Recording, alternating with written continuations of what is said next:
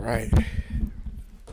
Back to streaming, back to streaming. Haven't been back here a long time. You know what I'm saying? We went on a good, really good Thanksgiving break. And yeah, now we're back. We're back. It's been like 2 weeks, man. I think this is going to be like one of one of the last streams. Not the last. This is not the last stream. But it's gonna be like I'm gonna have this stream, and then maybe next week. But then after that, then I'll have to go through like graduation and everything, and then I'll be back home. Then I need to like set up everything again. So it's gonna like because right now I'm actually streaming in my like office, so it's like I can't like I need to like actually like plan this out a little bit more and like figure it out when I get back home. So yeah, it's gonna be like the next stream is going to be like the last stream for like a while until I can figure it out. But yeah, what's up, Planet X? Bob, yeah, I miss y'all too. Cause yeah, no, I actually miss streaming a lot. Like, yeah, it's actually like fun to kind of go over the news and stuff like that. And I feel like because I haven't been streaming as much, I haven't been like looking, or I've been looking at the news, but every single time I look at the news about like new rail expansions and stuff, I just like I'm like, dang, I wish I was like streaming this. But yeah, like especially like with like I think the Montreal Rim opened. I don't think I was streaming that.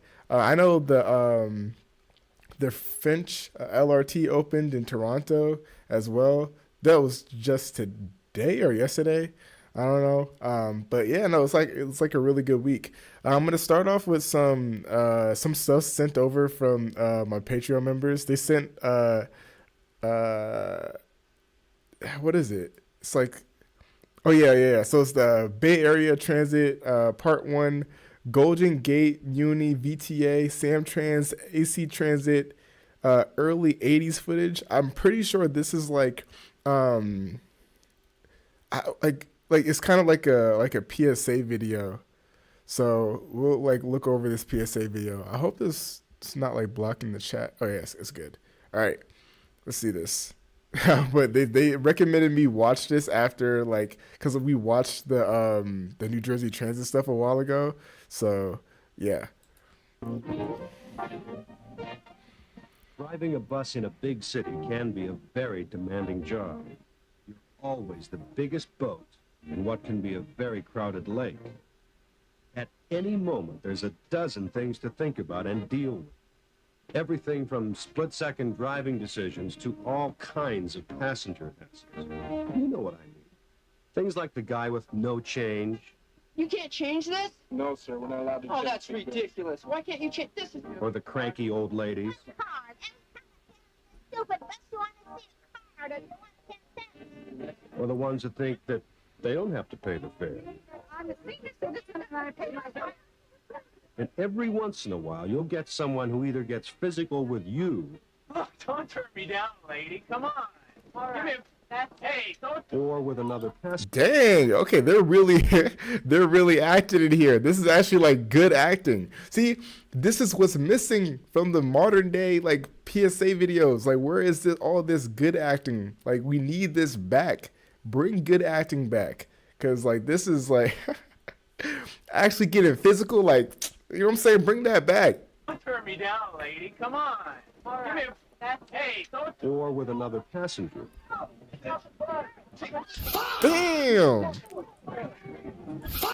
You know, you never know what's going to happen. Ooh, yeah, that was straight up in the knee right there. Yeah, that's definitely gonna leave a mark, bro. Yeah, he's gonna feel that. He's gonna wake up the next day and he's gonna wonder why he fought on a bus. But like fighting in the back of a bus.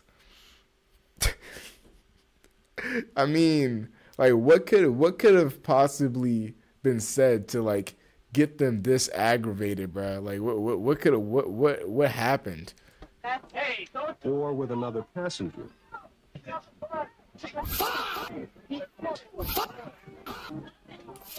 never know what's going to happen when you start the day's run. But one thing is for sure. There's never a dull moment.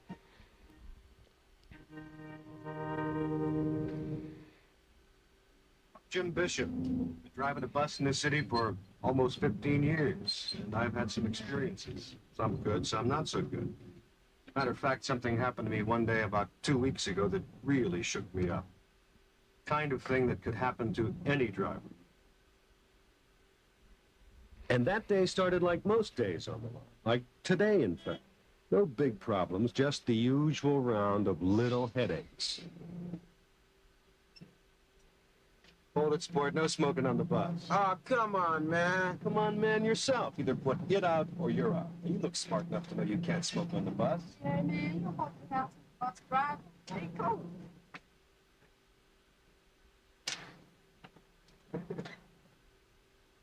You can't afford to let the little things get to you because they happen all the time. The way you react either keeps you in control or puts them in control. The smallest incident can get out of hand in a real hurry. Hey,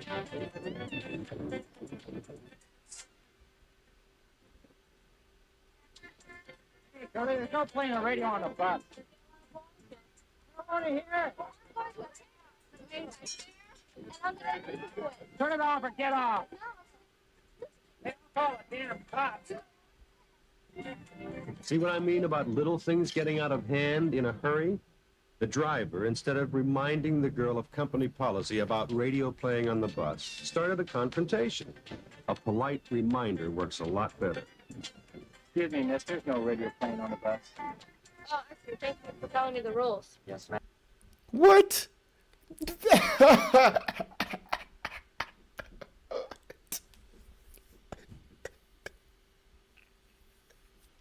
Wait, what? He asked politely, and she was just like, "Oh no, okay, there." Yeah, this. I was not expecting that. I was not. For some reason, I was still expecting her to be rude, but thanks for asking nicely. And then she just turns it off immediately, and then like just becomes like respectable all of a sudden. What? Oh my God, this is ridiculous. Yeah, maybe the 80s were different. Maybe they were. I'm sorry. Started a confrontation. A polite reminder works a lot better. Excuse me, miss, there's no radio playing on the bus. Oh, I see. Thank you for telling me the rules. Yes, ma'am. Okay. We all know that won't work every time. But courteous drivers last a lot longer than uptight ones. Yes, ma'am. So why make trouble for yourself? Why he gets so respectable? Honestly, even if he would have said that, he wouldn't even been like heard over the music. So it's just, I don't. Last a Come lot on. longer than uptight ones. Yes, ma'am. So why make trouble for yourself? But I'm not going to kid you. There are times when no matter what you do or how courteous you are, it won't make any difference. Just knew you'd love this one. This one's my favorite. Yes, ma'am, that's very nice, but you're blocking the door. Would you please pay your fare and take a seat? All right. Whoa, this is getting aggressive really quick. This was getting really aggressive. But like, is it really gonna be? Why would it ever get this? Like, why is she even doing this? I don't understand that. She's asking him about like how it looks on her. What? This scenario feels so random. Just such a random thing to happen that like it's so random that it actually reaches like unrealistic. Like what is going on? And she was the first person to get on the bus, and then automatically she was just like checking out her clothes and stuff. All right.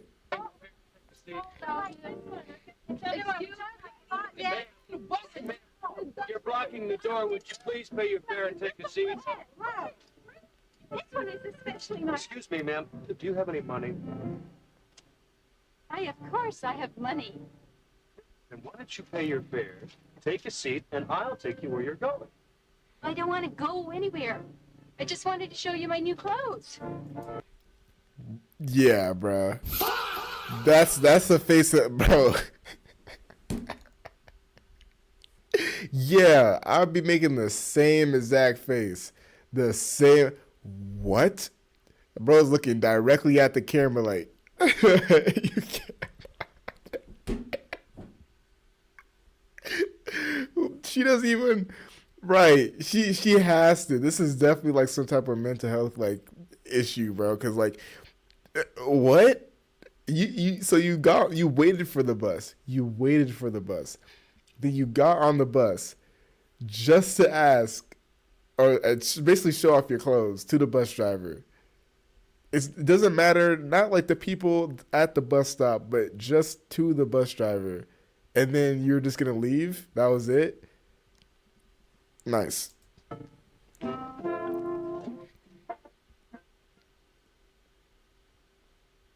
Dealing with irrational people is something every driver has to do. But every so often, you'll have problems with someone who seems to be perfectly rational. Miss, you have to pay your fare. Oh, but I'm a senior citizen. Yes, I realize you're a senior citizen, but you still have to pay a reduced fare, 15 cents. Yes, but I paid my taxes, You paid too. your And the taxes? federal subsidy We've all should paid allow our me to taxes. ride on Just a public minute, miss, let me pay your transportation. car. What to me? There's no Second, reason for me to pay additional. You have to.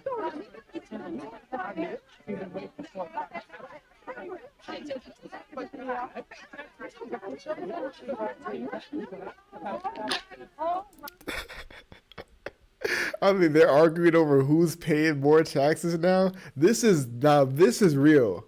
This is like a real altercation where it's like this I can see this dialogue happening like anywhere. You see this dialogue happening in comment sections. Well, I pay more taxes. It's like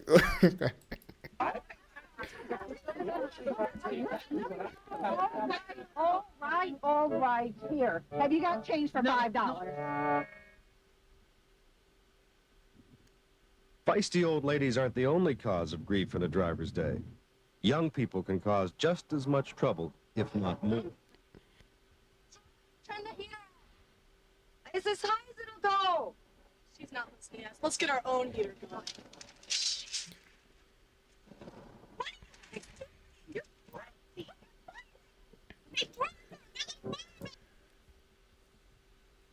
what? All right, I can kind of see this happening, right? If I had to rate, all right, if I had to rate the reality, right, of like or like you know how like the probability of something like this happening, like 10 being it would definitely happen, I could see this at a calm 4. I can see this as a calm 4. It should be a 0, but I could definitely see this as a calm 4. It's crazy that I can see this happening more than the woman and her clothes. The woman in her clothes is definitely like a calm, like she's like a calm, I don't know, maybe like a calm 2. I can maybe a 1, honestly. This is like a really like just somebody getting on the bus to show clothes off. Maybe if this was like maybe in this era, right, with like people live streaming and doing the IRL streams and stuff like that, I could see this happening. Like if somebody was like live streaming and was like, I'm gonna get on a bus and then I'm just gonna be a public nuisance to people. I can see that happening. But the fact that she's doing this like unironically, like this is really what she's doing, kind of crazy. But I can see the burning of the paper a little bit more, which is crazy. That's a crazy response to being cold.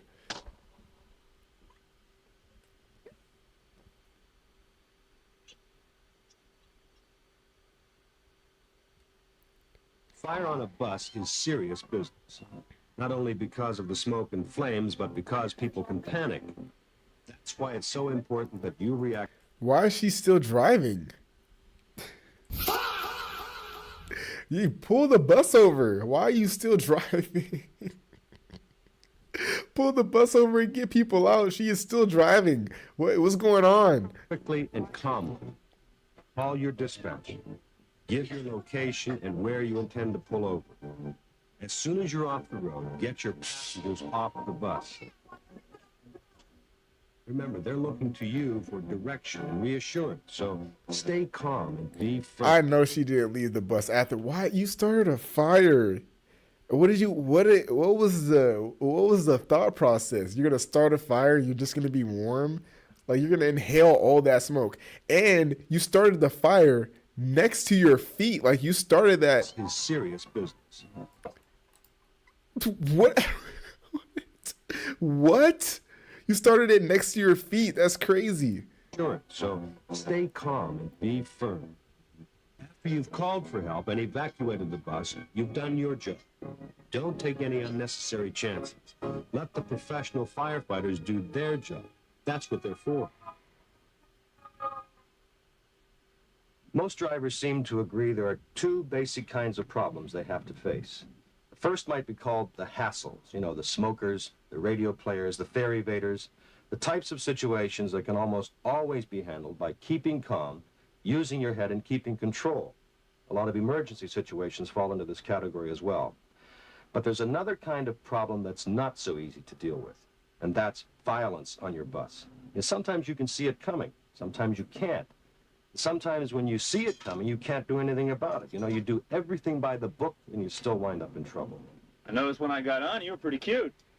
What? Yeah, well, you're welcome. Could you please sit down, sir? It's hell time for me to no. leave. No, then I wouldn't be close to you. I don't want to sit down. No, you Bro, wouldn't. Please sit down. what? It's too dangerous for you to be standing. Ooh, too dangerous, huh? You would. Bro, close the. Bro, hold on. This is what you got to do in this situation. All right, she gonna have to close the bus door. Maybe she keeps the bus door open. Actually, keep the bus door open, right? Boom, and you're just gonna floor it. You're just gonna floor it so he goes flying backwards. You're just gonna. This is the only way you can get out of this situation, man. Like you're just gonna have to floor it immediately, bro. Because that is so close. That is insanely close. Just floor it so he can like fall back in the aisle or something. That's nah. Down? No, you wouldn't. Please sit down. It's too dangerous for you to be standing. Ooh, too dangerous, huh? You a dangerous little I woman. can have the police come and take you off right now. Could you please sit down? What? Oh, no, after he did that, I'm automatically calling the police. What are we talking about? He just touched you. He's touching you right now. All right, but I'll be right here behind you. What? Yeah, don't drive away. Stay. You don't have to drive the bus. You're gonna get paid either way. Just stay right here. Call the police. Police gonna show up, take him off the bus because he is crazy. That's a creepy man right there.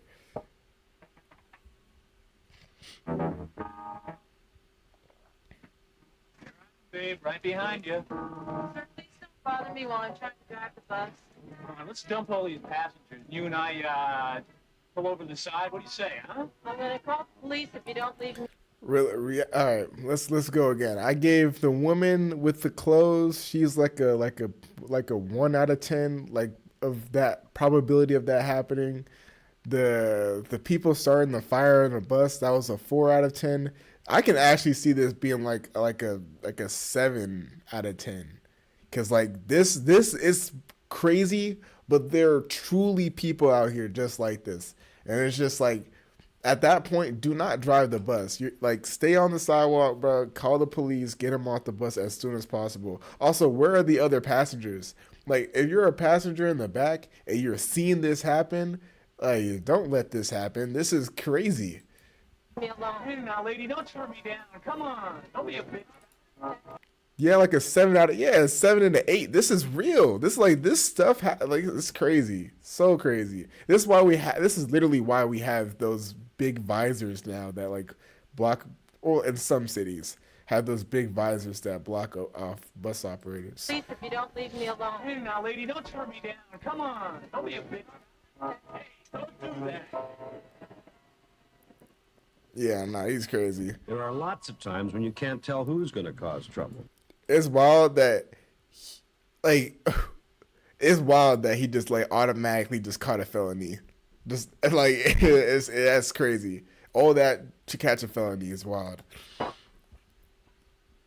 are lots of times when you can't tell who's going to cause trouble. And then there are other times when it's all too clear. No. shit. Hey, partner, wait a minute. Happy birthday. You got it. Happy birthday to me. Yeah. Hey, wait a minute. Happy birthday. Hold on. What a party, man. What a Ow. Hey, I'm tell glad me you to had a set good it straight, time. okay? You gotta go. What do you No, mean? we don't want your money. You gotta walk. What do you mean what? We don't even want you on.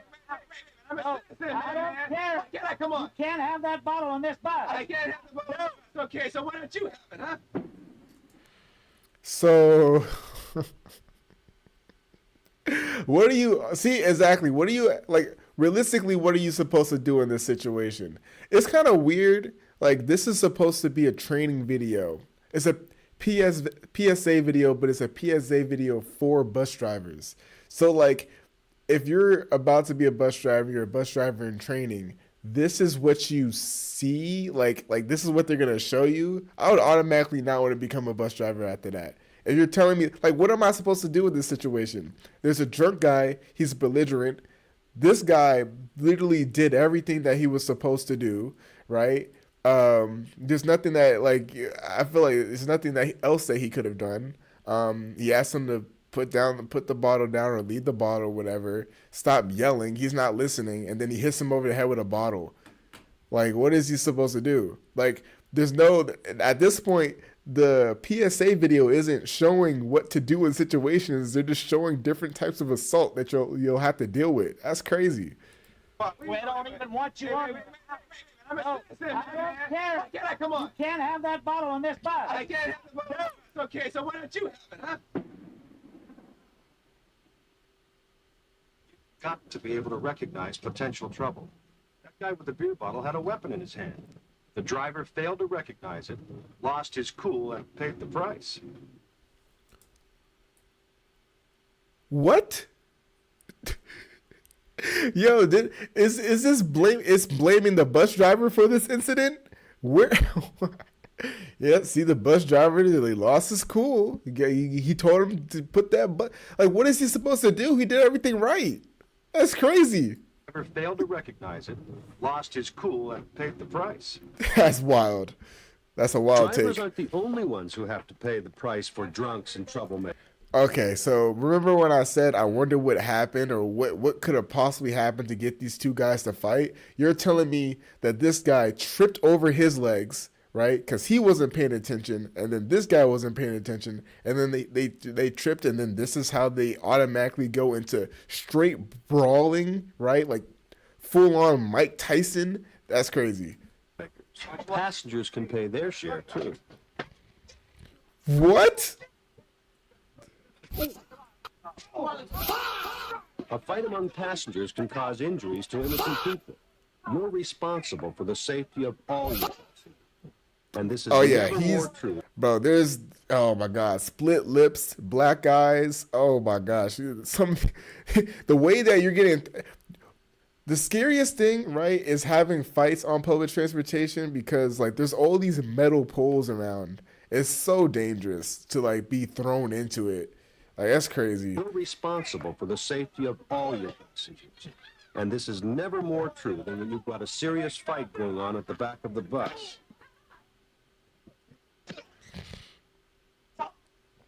In this case, as in all violent situations, the most important thing you can do is stay calm. Get on the horn to your dispatcher and give him accurate information, and he'll get you some help.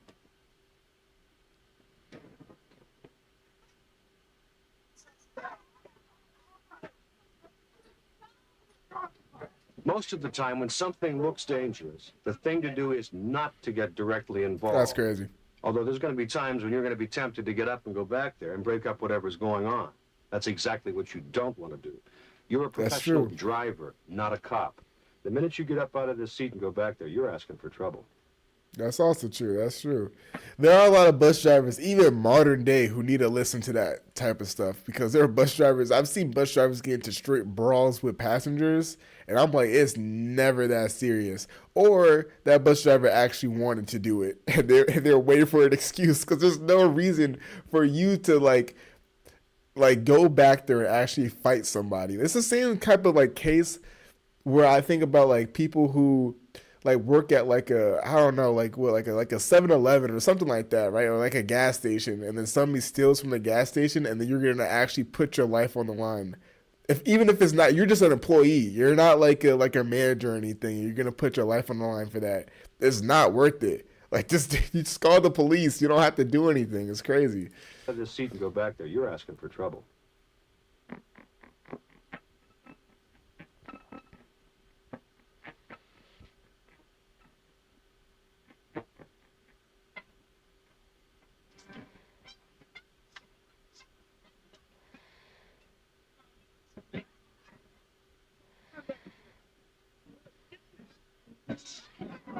Stop the bus.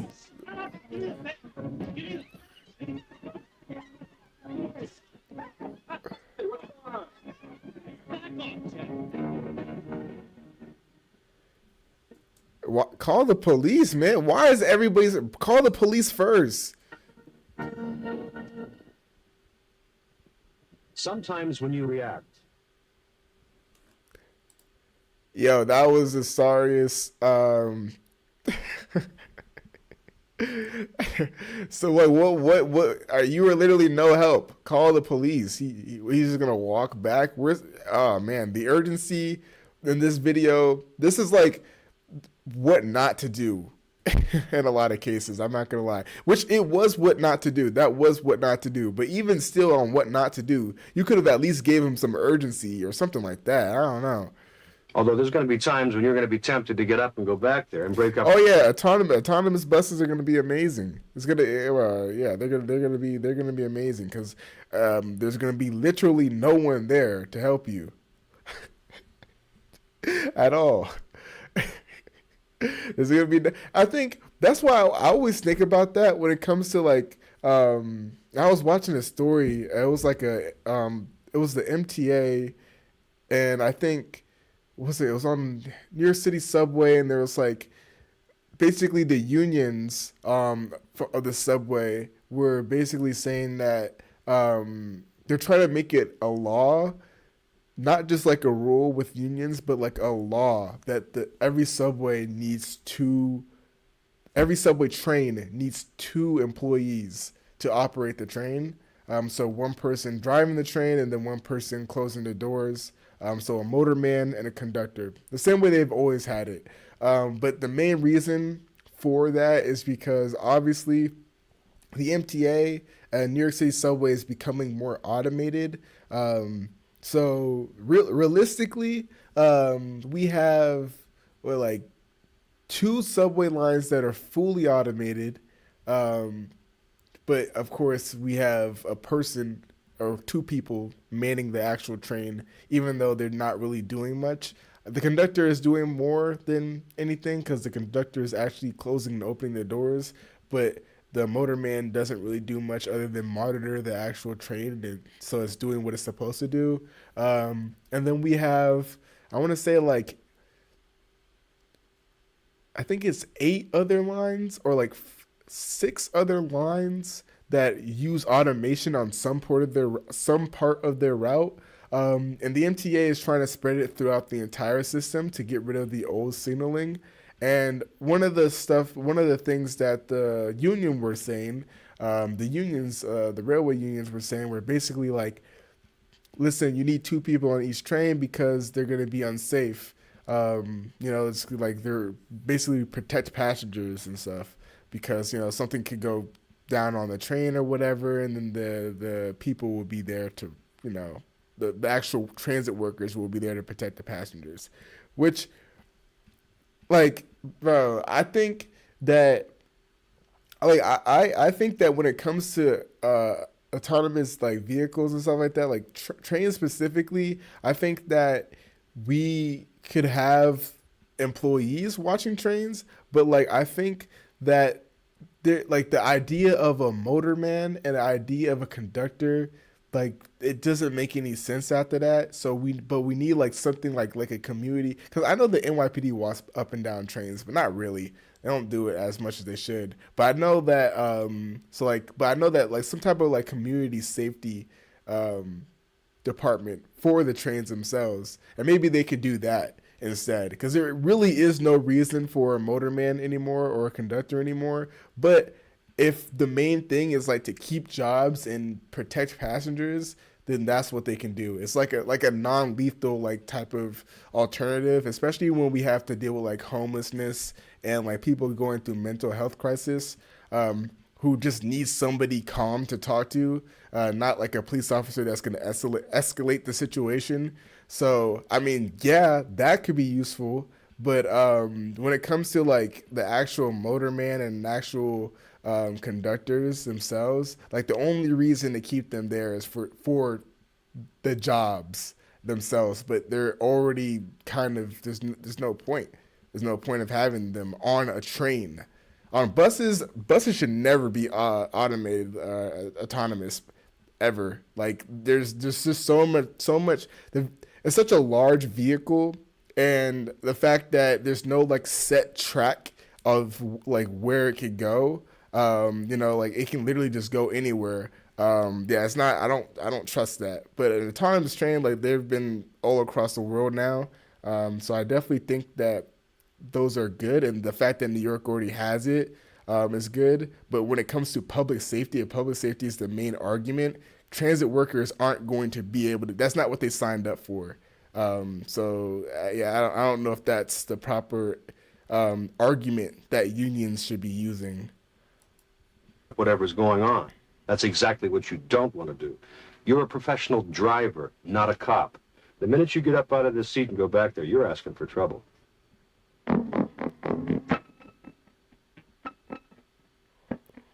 Oh, we just saw this. Hold on. You've had during the day can build up to where the slightest thing will set you off and you blow it. But believe me, you can't afford to lose control for 1 second when you're driving this bus. You've got to keep checking on yourself all the time. Like I should have been checking on myself a little more closely that day a couple of weeks ago. I was running late. Yeah, Jim, tell us what you did, Jim. You look like a level-headed, cool guy. Jim is a level-headed, cool guy. What could Jim have possibly done to lose his cool? Myself a little more closely that day a couple of weeks ago. I was running late. The traffic was murder. I was near the end of my run and near the end of my wits when that one more thing happened that I just didn't need.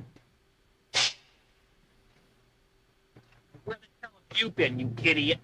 Listen, pal, there was an accident up on 15th and I couldn't get around. Yeah, well, that's your problem, not mine. Just get this damn thing moving. I'll tell you, a guy like that just want to wring his neck. Out then, I was thinking real hard about pulling over at the next stop and doing just that. As it turned out, I never got my chance.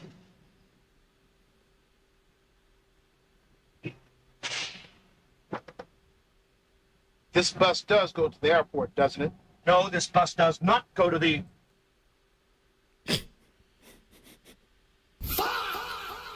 Oh yeah, he's gonna change his temper real quick. Yeah.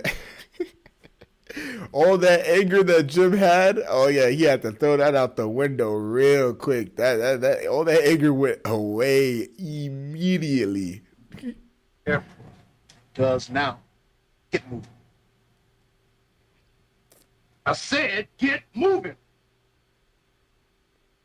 No, I Wait, can't. is this Speed? Is this the origins of Speed? Are we now gonna like have to keep the bus above like 50 miles an hour or something like that? Is this what's gonna happen? Are there bombs? Is there a bomb on this bus? Oh, is there? Say I wasn't scared, at least at first. Let's face it, a guy with a gun pointed at you is something to be scared of. But at this time of day, and with all the hassles I'd been through, I found myself getting more angry than scared. I want everybody to listen up. Now, this bus is going to take a slight detour. So I want everybody to remain calm and be cool and don't start no trouble. My friend here is going to take us to the airport. So I'm going to need a little traveling money. Now, I appreciate it a lot if you all chip in just a little.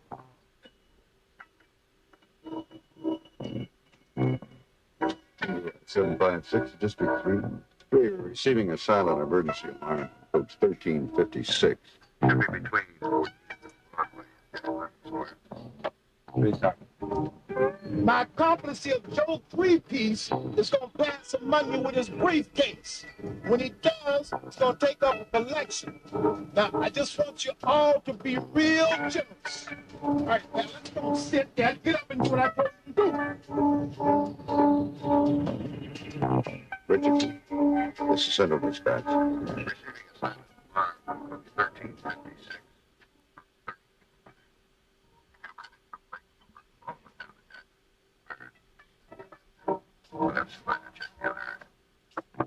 Nine, walk up to 1356 southbound code 33.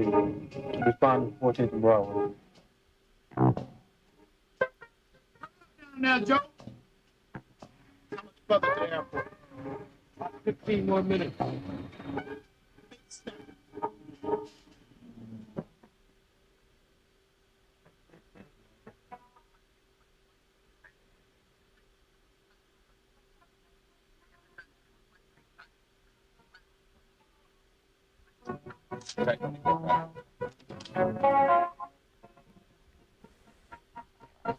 Richardson, what's your location on your man on that 1356? 57th and Broadway, and there's no coach. District 3, I have checked the area between Lakeshore and 1356. He must be off now. OPD radio. This is AC Transit. We've checked from Lakeshore all the way to 14th Broadway to Jackson Square. This coach is not in sight. It must be on the option. Thank you very much.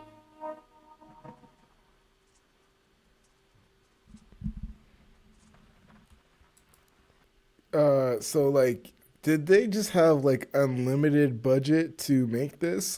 What? Why did this turn into like an actual movie? What? I knew, like, at first I was like, okay, the budget for this PSA, bringing in like a fire engine and all that type of stuff, that's a lot, right? But now it's like we got helicopters. Like, what's going on? About this time, I'd about had it with this jerk. All I could think about was ending this mess and getting home to my family. I wasn't sure how, but I decided I was going to get that gun away and get this thing over. OPD radio. This is Central Dispatch, AC Transit.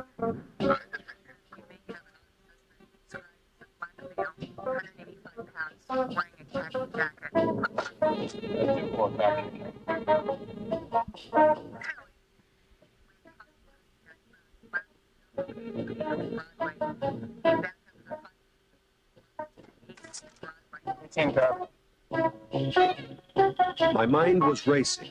It seemed like hours since I pushed the alarm.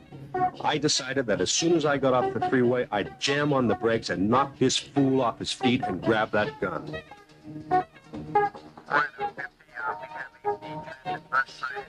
The bus is now approaching Hagenberger Road. It's taken. I made my move at the first light.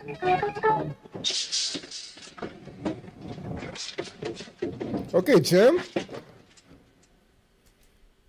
Jim.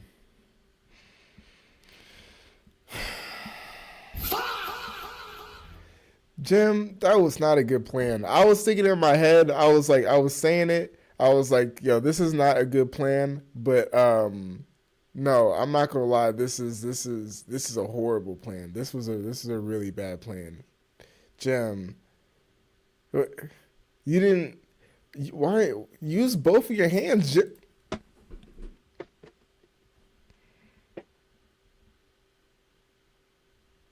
that again, buddy, and you are history. Now move this bus.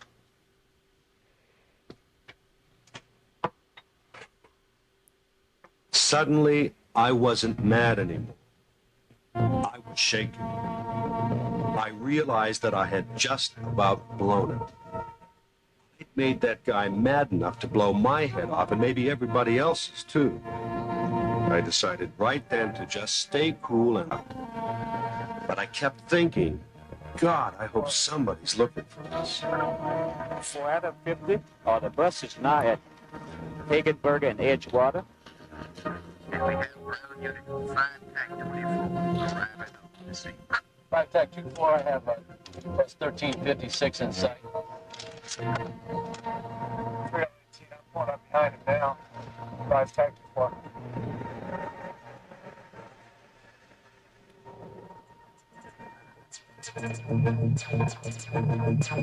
Okay, partner, you're doing fine. Just drive right on through the airport. There's a road off to the right that leads into a parking lot. Just pull in there, nice and slow.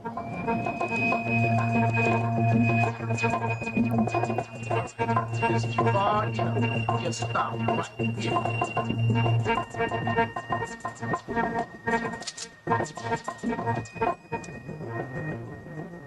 All right, everybody, this is where I get off. I don't want anybody to follow me because it won't be worth it. It goes for you too, buddy.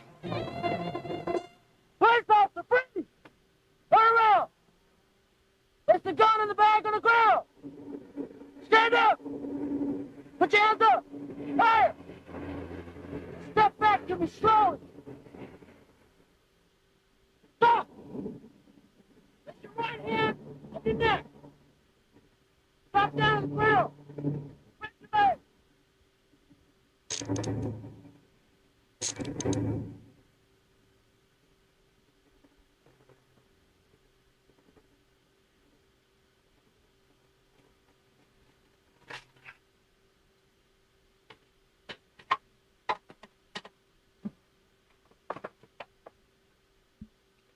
Yeah, this is 1356, advising you that our unscheduled run to the airport has terminated with the apprehension, arrest of a hijack suspect.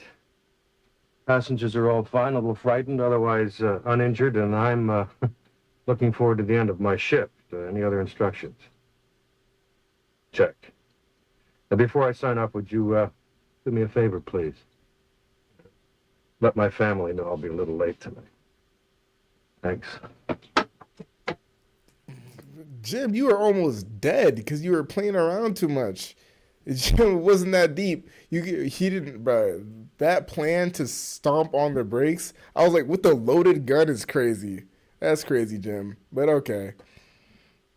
After it was all over, it really finally hit me hard. I could have been killed. I could have gotten one of them killed. All because I forgot rule number 1. Stay cool. I'll never forget it again. Yeah, all right. Next we got this Metrolink 90s PSA. Is it actually going to be in Spanish? Let me see.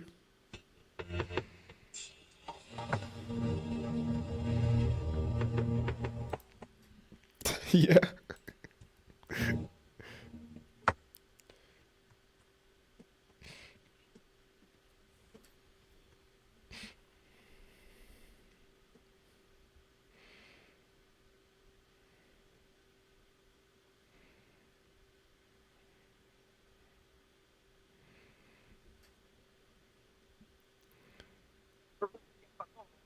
Sin lata, hay que viajar. Es amplio, es limpio y no ha servido. Cerquita de... Yo, why did everybody create a rap in the 90s to tell people? Well, honestly, it kind of makes sense. You create a rap in the 90s to teach the kids, I guess, because it rap like doing like a hip hop beat or whatever in the 90s, and then rapping about safety and doing stuff like that was kind of the wave, I guess. De tu casa, cerquita de tu escuela. El tren Metrolink es grande, fuerte, muy veloz. Escucha mi voz. Este tren Metrolink es amplio y rápido, pero es muy peligroso. Pon atención. Voltea a la derecha. Pon atención. Y después a la izquierda. Y otra vez a la derecha y después a la izquierda. Escucha. Cuida tu... Yeah, I might have to use this for like a little segment or something like that in my video. I have to use it in my video just once.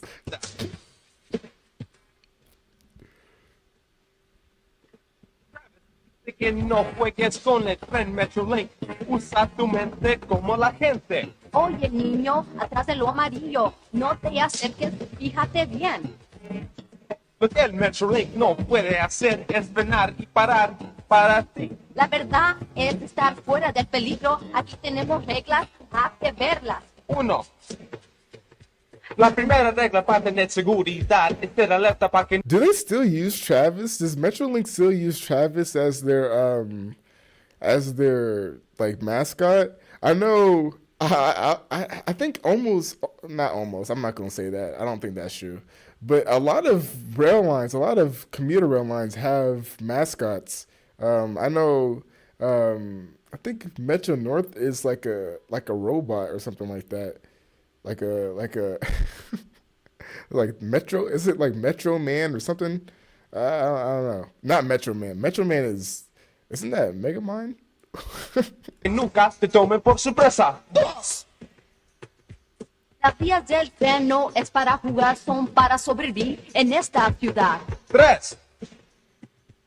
Si tienes que cruzar las vías del tren, voltea a los dos lados y escucha bien. Con atención.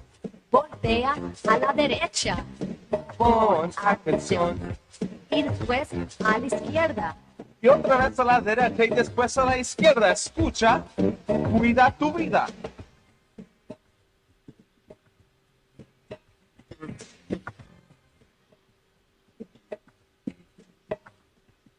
Son luces rojas las que te avisan. Ahí viene el tren con mucho prisa. Atrás de la señal, espera con paciencia. ¡Alto! No seas la víctima, piensa en tu vida. Nuestro mensaje Okay, this is real footage. This is crazy. I thought this was for kids. This is like actual real footage. It's kind of scary. que empieza y termina con seguridad y mucha alegría. Casi todos los días no se fijaron y perdieron sus vidas. Aunque son pocos, ponte atento, no seas menso. Niños y niñas, piénsenlo bien, no es una broma, hay que estar bien. Escucha, esto no es un juego, tómalo en serio, esto es cierto. La verdad es estar fuera del peligro, aquí tenemos reglas, hay que verlas. 1. La primera regla es para tener seguridad, estar alerta para que nunca te tome por sorpresa. 2. Las vías del tren no es para jugar, son para sobrevivir en esta ciudad. 3. Si tienes que cruzar las vías del tren, voltea a los dos lados y escucha bien. Con atención. Atención. Atención.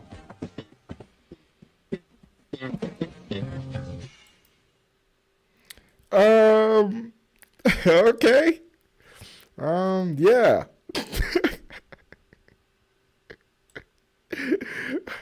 They threw that. I'm not gonna lie. This right here was kind of a jump scare. This was a jump scare for me.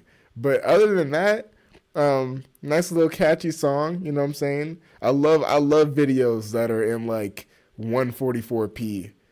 Truly amazing. Yeah. Yeah.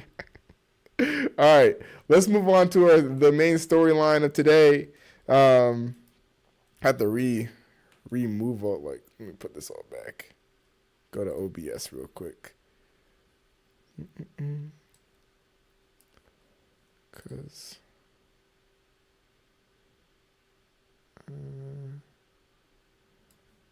okay, I can make this larger now.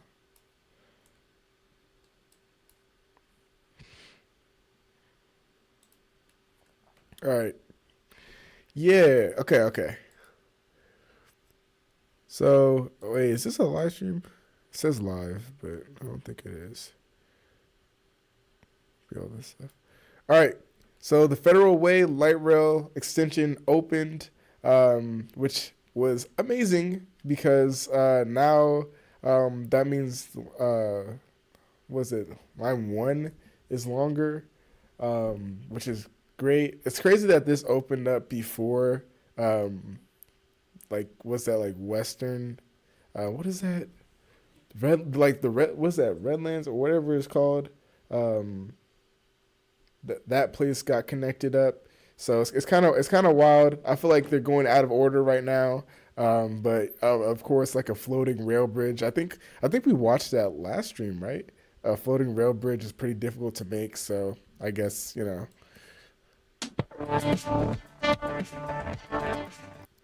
But yeah, it's crazy that they didn't build this. I'm not gonna say they built this really quickly, or like rather fast. But it's crazy that it's open now. Like they're closer to going all the way to Tacoma now, which is wild. Which is the main goal, is to have the light rail go all the way to Tacoma. So.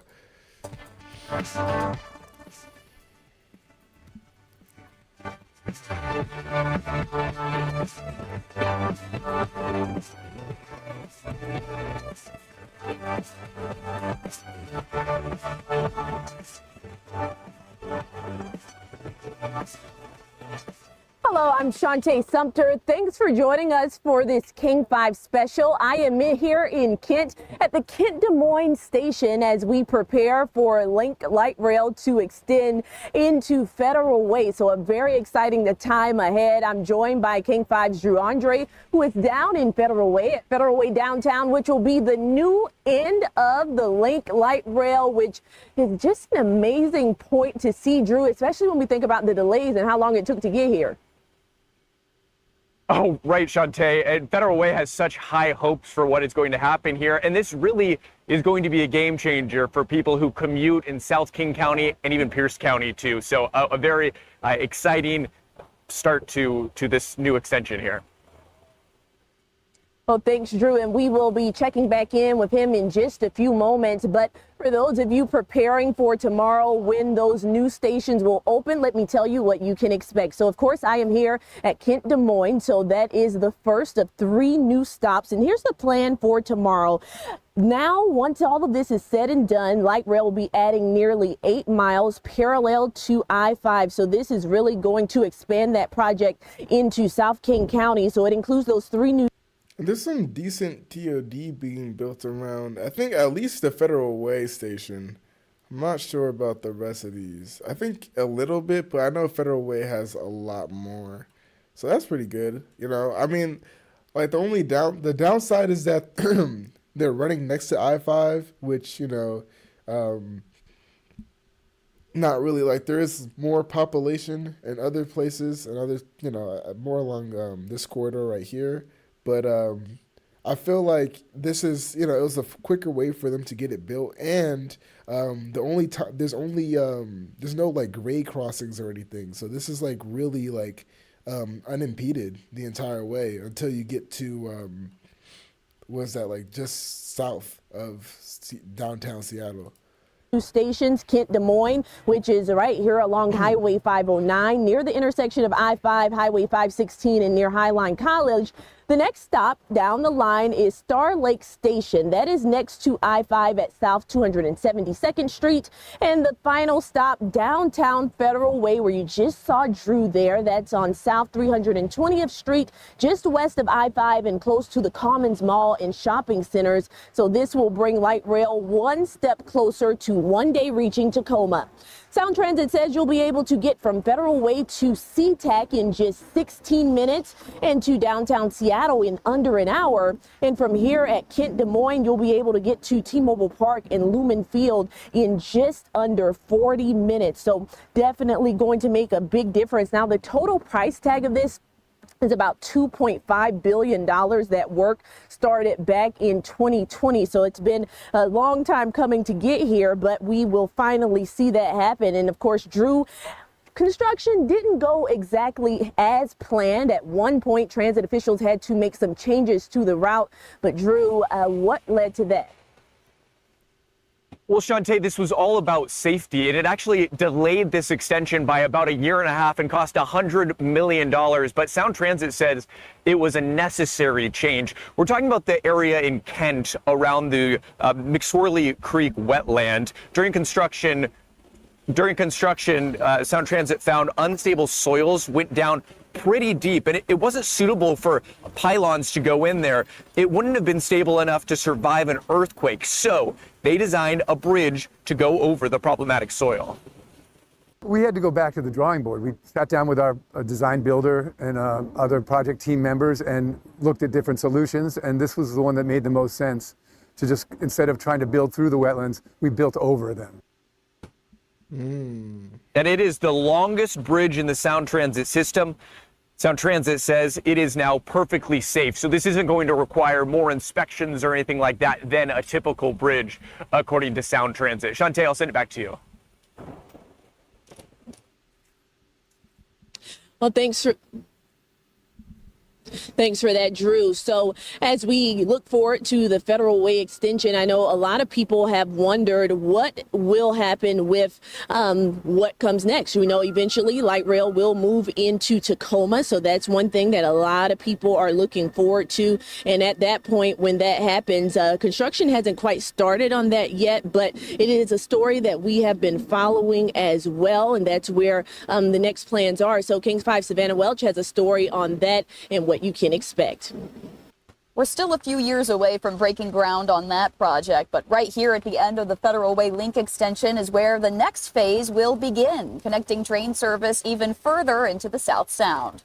It would be so nice to take the light rail and just catch a cab and to the game, cab back to the station, and just go. For commuters like Terry, the Tacoma light rail extension would mean easier access to Seattle. Construction is set to start around 2030, with trains expected to begin running by 2035. This is also the beginning of the...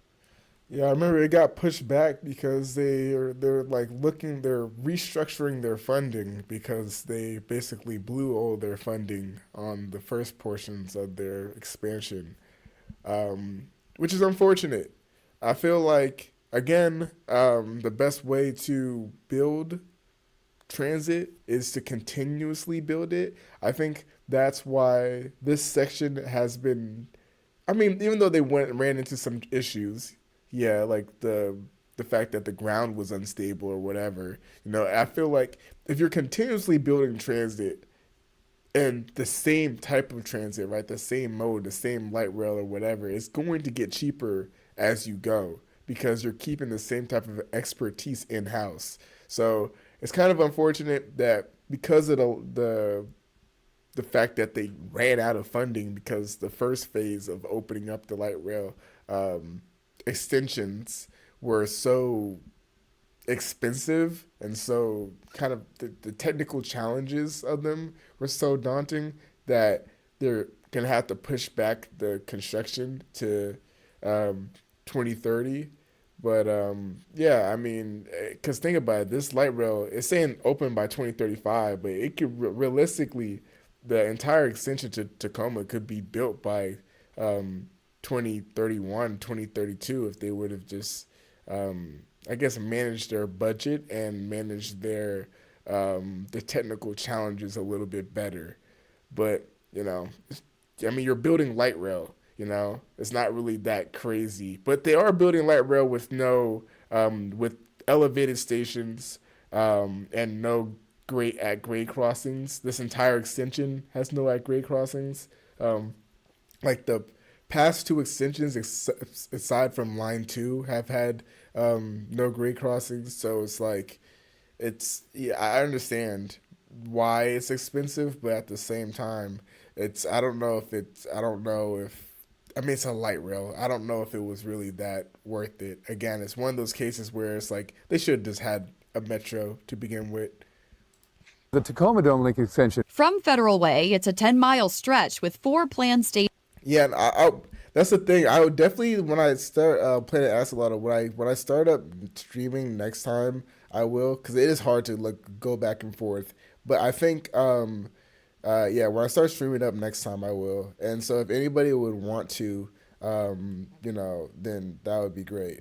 Because, yeah, I definitely have, like, moderation and stuff. South Federal Way, Fife, Portland Avenue in Tacoma, and the Tacoma Dome. We're, you know, actively pursuing the environmental review process, and the design is underway. We're working with affected jurisdictions and affected residents to make sure that this is a good project for everybody. The expansion is estimated to cost between $5 and $6 billion, and Sound Transit says most of that will come from taxpayer money. The agency says it may also pursue federal funding. South Sound commuters who already rely on the Sounder train say better transit options can't come soon enough. It makes the commute a lot easier, not having to always use a car. Anytime I do get a chance to take a game, the Sounder bypasses all of that traffic. It's always super relaxing and a chill break from the freeway grind. Sound Transit expects the Tacoma Dome Link extension will serve more than 20,000 daily riders, connecting communities throughout the South Sound. And of course, the timeline could still shift. Sound Transit says the final design, environmental work, and funding approvals will ultimately determine when crews can actually start construction. In Federal Way, Savannah Welch, King 5 News. So, of course, well, that's the thing. I feel like the environmental work should have been done. That's like, I feel like as soon as you're about to finish up one extension, the environmental work for the next extension should be already being completed. We shouldn't have to have this like stop where it's like, all right, now no construction is being done, and now we have to restart environmental work. It should always be consistent so that the same team that was doing the environmental work before will have the environmental work now. You know what I'm saying?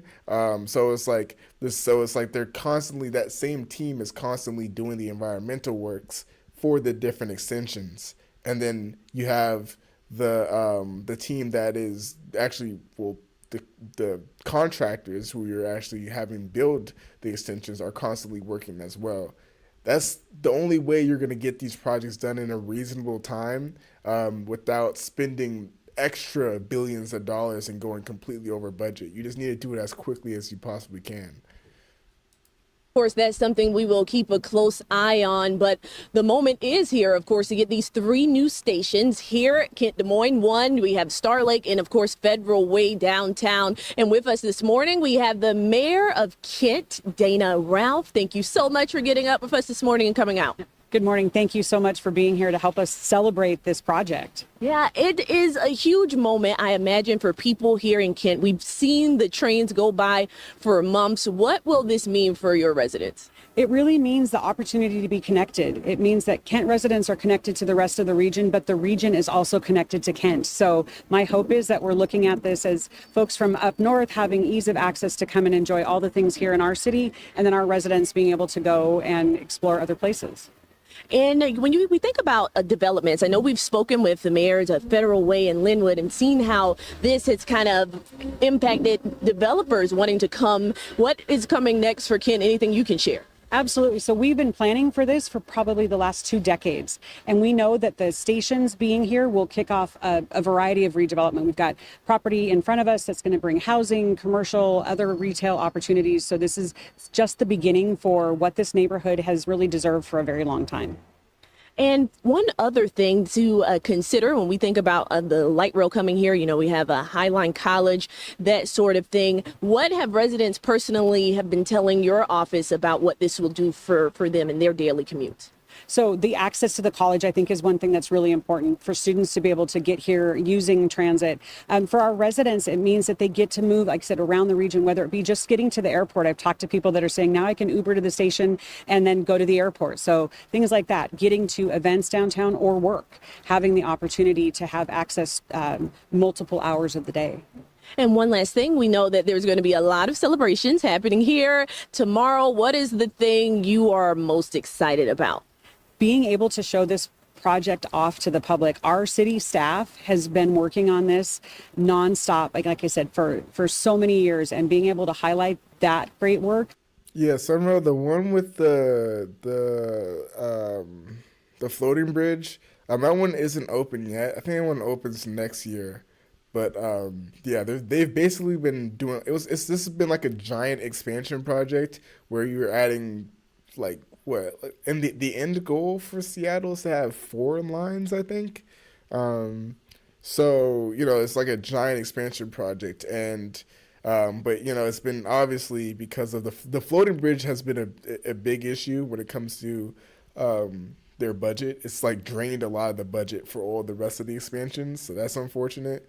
But yeah, no. So like we'll probably see a lot more of Seattle in the future. It's just right now they're kind of like, we're at this weird point where they're taking like, without more federal funding or anything like that to kind of get them to start building again and consistently building, they're kind of hitting like a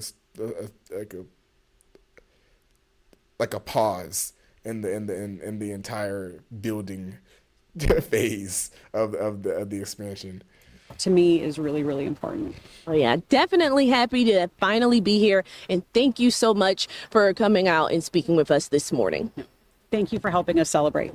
All right, well, again, that was Mayor Dana Wilson, Ralph here in the city of Kent. So as we look ahead, you know, we will have these new stations expanding into Federal Way. A lot of people are wondering about the 2 line. When will the trains be moving across Lake Washington? We have been able to speak to CEO of Sound Transit, Dow Constantine, about this, and he did mention that the light rail will indeed be open in time for the World Cup, and the official target date is now in May.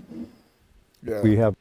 I thought it was early next year. I guess it got pushed back a little bit more. So it's now mid next year. Hopefully it opens, because honestly, this floating bridge is so sick. It's pretty cool. And I feel like this is definitely like one of those extensions that, this is like a history-making extension. And so I understand why it's been taking a long time, but to have it open would be crazy. It would be so cool. For the World Cup, and the official target date is now in May. We have May 31st as our target date, but we are working every day to try to make it sooner than that. And it is less a budget constraint as it was some challenges with the construction in past years, but we are now catching up. Testing is going very well on the I-90 floating bridge. We have trains out in the evenings. We're going to be having them during the day. We're moving through the phases of testing, and then we'll be moving into operator training so that we are ready to go. And as you heard us mention a few moments ago, billions of dollars have been invested in this system. So nice to see. We will be moving across Lake Washington soon, and we will have an exact date in January. But when we think about the money invested into this, a lot of people are wondering what will happen to that notorious I-5 traffic. Will my commute get easier? I spoke to a researcher at UW, and the answer isn't clear cut. If it feels like traffic has been getting worse, you're not imagining it. The geography of the Seattle area, there's only so many north-south connections that you can use. And so I-5 is the major one, and 99 is the other one, and it's easy to get stuck in the traffic. Ryan Avery is the deputy director at the Washington State Transportation Center, studying how people move through the region. He says the light rail system plays a major role, even if you don't feel it behind the wheel.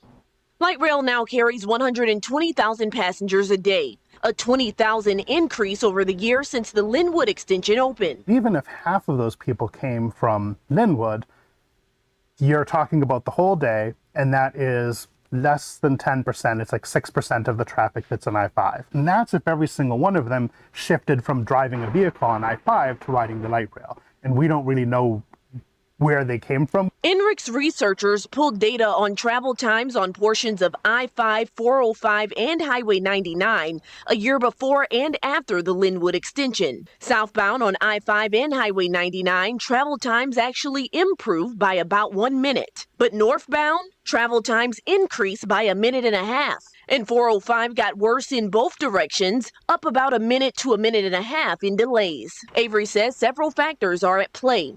This year's Revive I-5 work and return to office mandates likely drowned out progress that could have been made. Plus, Sound Transit. Yeah, I think that I was just about to say that. The fact that, like, remember, like, COVID is still a thing, and society's still opening up and reversing, the damages that COVID has caused. And so that means that a lot of people are going back into the offices, which means that the transit that was being made and scheduled to, carry people at all times and hours, which is still a thing, is now having to deal again with rush hour traffic. So now we're getting people going back into the office, people driving again. And yeah, so all the progress that this rail line has basically made completely got eaten away. I mean, it's good for the light rail, and because the light rail still gets a lot more ridership and a lot of passengers. But when we think about like easing congestion, I mean, it's a very car-centric way to be thinking about building transit. But at the same time, it's like, it's regardless, it's still it's not going to happen if everybody's now going back downtown again to work and then coming back the other direction to go home. So if nobody's taking if people aren't just massively going to take the light rail, then obviously we're going to run into an issue. But yeah, because it's a light rail and not a metro. So, still frustrating. Didn't increase train frequency. That will change when the 2-line across Lake Washington opens next year. Trains will run every 4 minutes instead of every 10, more than doubling capacity. At that point, researchers think we could see a noticeable difference. Avery says even when people do switch from driving to transit, the freeway traffic tends to fill the space they leave behind. I think that the effect, anything that gets slightly better, there are also more people moving to the region. The region is still growing. And so that slight gap in capacity gets taken up by something else. So we're making it less bad, which doesn't sound great, but that actually is a really great story to tell. Researchers are puzzled by how traffic congestion has bounced back to pre-pandemic levels, even though more people are working from home now. Even as new extensions open, CEO Dow Constantine says it will not affect traffic congestion. Provides more certainty, provides more convenience. You're able to reclaim that time for your family and for your life. But it is not a magic solution to congestion on Interstate 5 or any other highway. So likely not the answer a lot of people are looking for, but it does provide another alternative, as you heard CEO Constantine and the expert from UW mention. And that's something we saw, especially during the Mariners postseason, a lot of people using the light rail. However, that congestion on I-5 and our other major roads, it is sticking around. We still have much more for you this morning. Coming up in just a few moments after this break, we have a look at the growing role of light rail in keeping our region moving through the population boom we're experiencing right now and the next.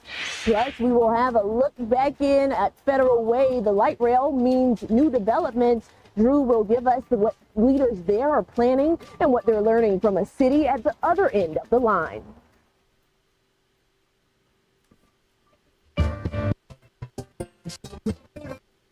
Ad break. Rail expansion. I'm Shantae Sumter here in Kent, one of those new stations. And as we look at this opportunity for the new stations, of course, that means the opportunity for development. King 5's Drew Andre spoke with the mayors of Federal Way and of Linwood. He'll have more on that in just a few moments. But first, we want to talk about regional growth. More explosive population growth is expected to continue in this region, which will make getting around even more of a challenge. King 5's Farr Jadron spoke with local officials who say transit is the key to our region's future, but the clock is ticking. Look at that skyline. That is a nice skyline right there. Connecting Western Washington is moving full speed ahead, with light rail extensions pushing south toward Tacoma and east across Lake Washington. Regional planners say they're one step closer to realizing a vision that's been on the drawing board since the 1960s. It's really great to get one step closer to be able to connect the core of King County, Seattle in particular, with Tacoma and Pierce County. We're getting closer. The Puget Sound Regional Council sees light rail as more than just transportation. It's a catalyst for housing and jobs in rapidly growing areas like Federal Way. Federal Way is an interesting place. It's one of our identified regional growth centers. The stakes are enormous. A 25-year projection shows the region is expected to add 1.5 million new residents, and planners are building with that massive growth in mind. But some communities have been waiting years, even decades, for promised connections. So what's putting the brakes on the big plan? Cost escalations have been a big challenge, and we're not just seeing that with transit, we're seeing that with all transportation projects. Every highway project that's under construction is dealing with the same cost escalations. Planners admit the region missed critical opportunities. The groundwork connecting Tacoma to Seattle to Everett to Bellevue should have been laid generations ago. This has been a dream for the region for decades, and getting to Federal Way is just one step closer to be able to connect to Tacoma. And we know that when we eventually connect light rail to Tacoma, that's just going to unleash some amazing economic development opportunities. Currently, 125,000 people ride light rail every day, moving it into second place behind Los Angeles for busiest systems in the nation. And with the I-90 floating bridge. That's crazy. I'm not gonna lie. How many lines does LA have? The A, the C, the K, ACK. I'm definitely missing the E, right? Does LA has 4 light rail lines, right? 3 or 4. Yellow, blue, green, pink, or purple, whatever things speak. I think I have 4. Yeah, they have 4, and Seattle only has 2 right now. This shows you, like, when it comes to destinations, what really matters is destinations, having destinations at the end of your line. And that's one thing that Seattle does really well, is they actually built a transit system that takes people to where they want to go. So when line 2 opens, and line 2 is already open, but when line 2 like connects all the way over to downtown Seattle, like Seattle will definitely be the most heavily used light rail system. But yeah, it's always a battle between these two. San Diego hasn't built any new light rail in a minute. I'm not sure if San Diego has any light rail plans outside of the fact that they split up one of the lines. They split up one of the lines. I don't really think they really have any light rail plans. They're like the first to do it, and then they kind of stopped all the way. But yeah. Extension targeted for next summer, those numbers will only grow. Is really going to become, and already is, the backbone of our transit system in the Puget Sound region. That was a few years ago.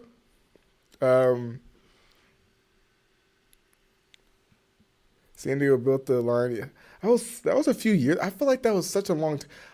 I don't know. Maybe it's just because was that pre-COVID or like during COVID? Because I'm trying to remember. Because sometimes when stuff is like pre-COVID, then it feels like it was like forever ago. Like I don't. COVID has kind of warped my idea of when things open. I'm not gonna lie.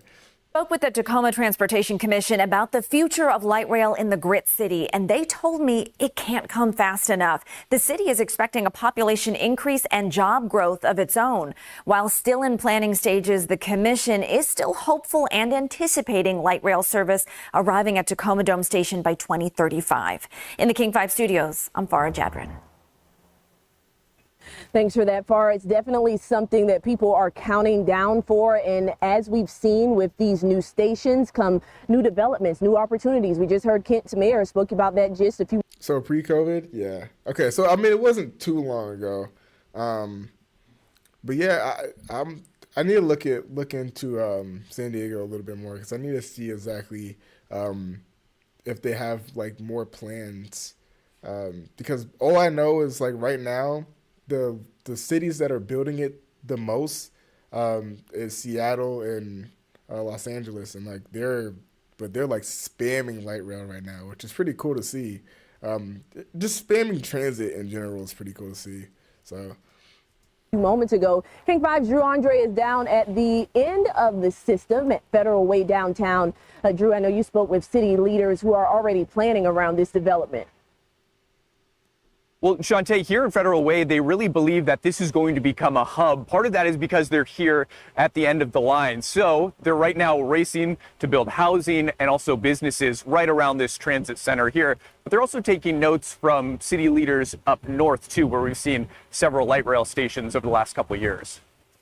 We're putting the welcome sign out and saying, welcome home to Federal Way. Just north of the Federal Way station, this large empty plot of land will soon be a civic plaza. Permitting is approved for a... What was here before, like, that requires such a large parking lot? This is what I mean. Like, I feel like when it comes to, like, suburban, like areas, this large of a parking lot was never necessary. But, of course, like, probably some, like, city planning study said that it was. But it was never this necessary. They were probably, like, you could have probably had, like, more of a park here, or just kept the trees, something. But this is like, this was never used. It's wild that, you know, we build these areas up and then just say, like, just flatten it and then build this huge surface parking lot, and then here's a parking deck right here. It's like, yeah. Large empty plot of land will soon be a civic plaza. Permitting is approved for a mix of housing and retail space. Over the next 20 years in Federal Way, we're going to need 11,000 more units in our downtown. It's a lofty goal that also includes plans to eventually transform the Commons into a more modern mall with mixed-use development. Look no further than Linwood, where a similar kind of growth is just a few steps ahead. Its light rail station opened last August. Within a 2-3... yeah, strip mall. A strip mall would call for that. Because it's just the amount of strip malls that get built. And then, you know, obviously, like, strip malls were at one point supposed to be like the future of shopping. Then obviously, then COVID happened as well. And that kind of went out the window. You can just DoorDash your stuff or whatever now. To ship it, get Amazon your stuff. So yeah, that was. I feel like COVID killed strip malls a lot.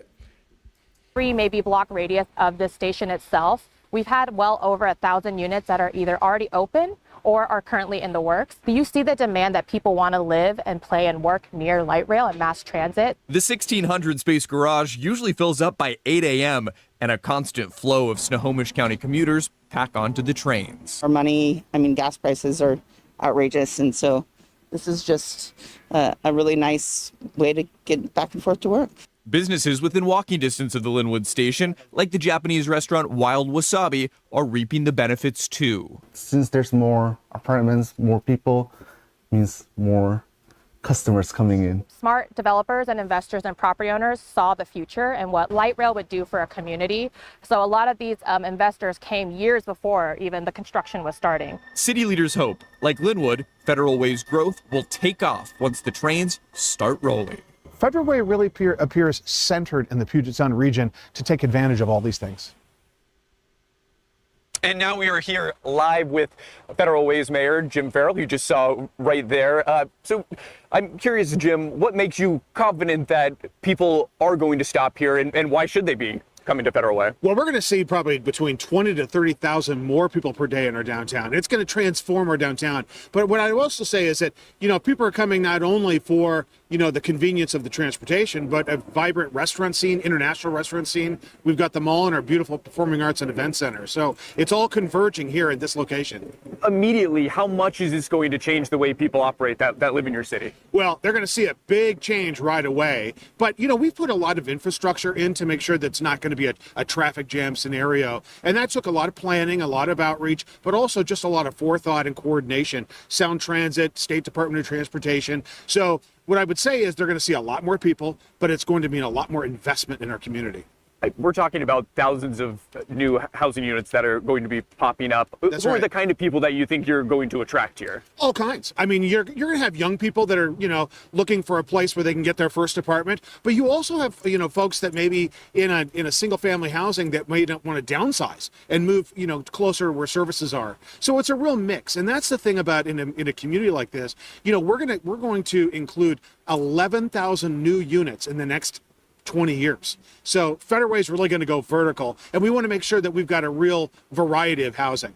Yeah, what's the advantage here being at the end of the line? Why do you think that is part of the key to the success? Hey, we're the front door, to really points north. I mean, whether you want to go to work in downtown or points before that, or go to Husky Stadium or see a Seahawk game, this is really, or a Mariner game, Sounders. There are all kinds of things in which people are going to be able to get here, from points south and east and west, and be able to park their car here and head north as an entry point into King County. All right, well, thank you so much. And Mayor Jim Farrell was just reelected, so he'll be.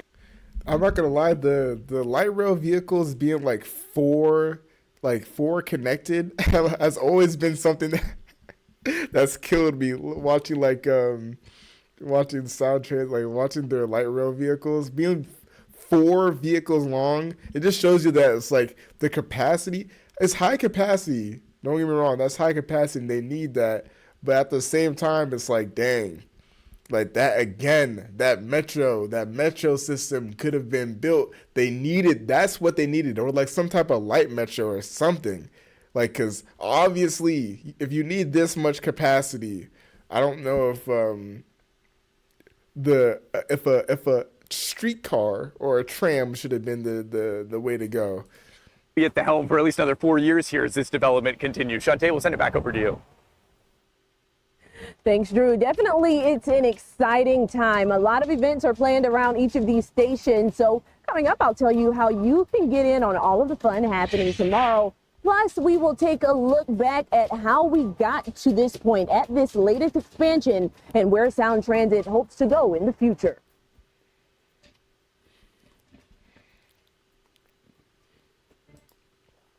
Of getting these new stations opening up. So it all started back when voters approved this in 1996. In 2003, work began on what was then called the Central Link, now known as the One Line. The first phase opened in 2009, running between the Westlake and Tukwila International Boulevard stations. Later that year, the airport station opened. Then in 2016, Angle Lake was added to the south end, and the north was extended to Capitol Hill and UW.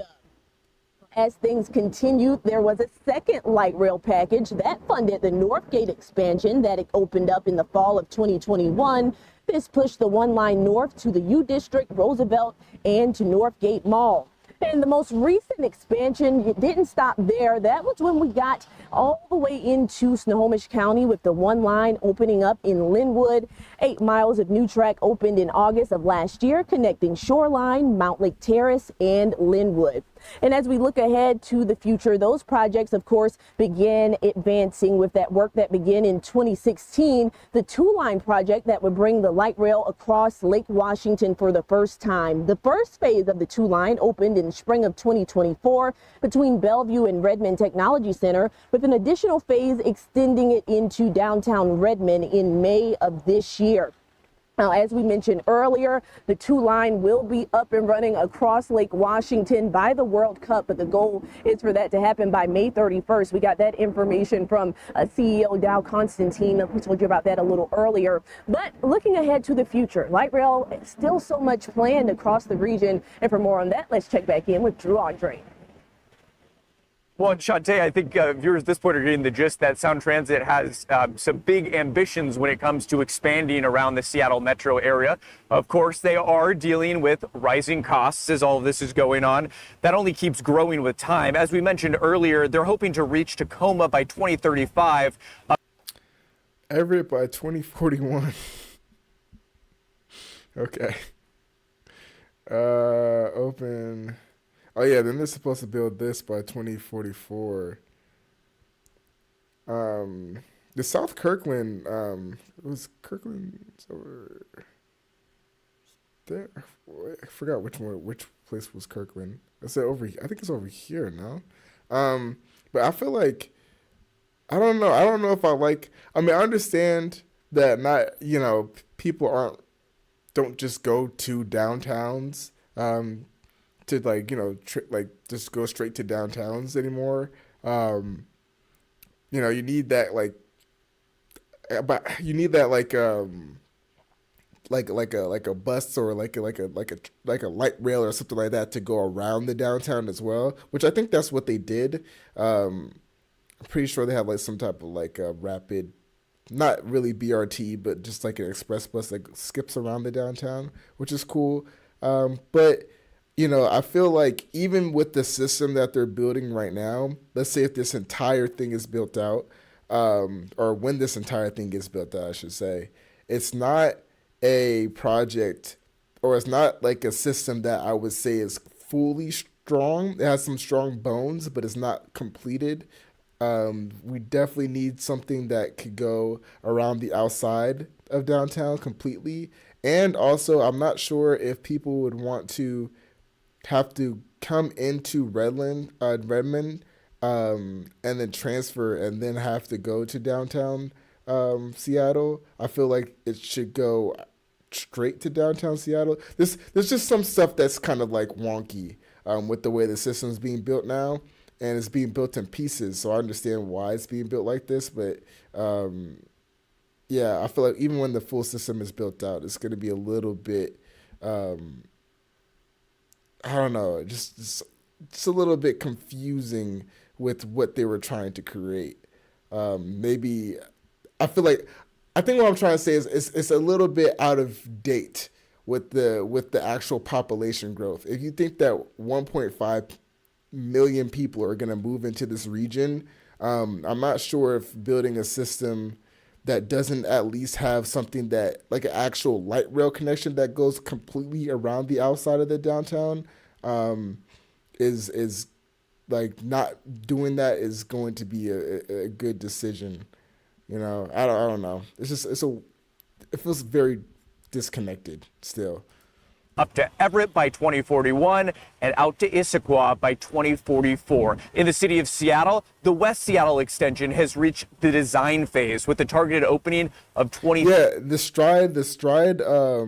actual Stride like transit, like, but isn't that a bus though? That's not a like, I'm looking for like actual light rail. Like if you're gonna do 1.5 million people moving into the system, I feel like we need like an actual like rail transit, you know? I think if you're going to do, first of all, the system should have been an actual heavy rail metro system to begin with.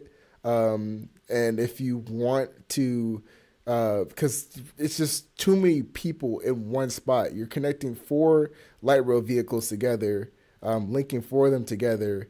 It just doesn't, you know, obviously what was needed was an actual heavy rail system, you know, which it is unfortunate that they passed it up and now that, but it, you know, obviously Atlanta got the money from it. So that's kind of cool, but it is unfortunate that they didn't go with the original plan to build a heavy rail system and then instead tried to go for some monorail plan, and then that failed, you know, and now they have light rail that street runs in some areas.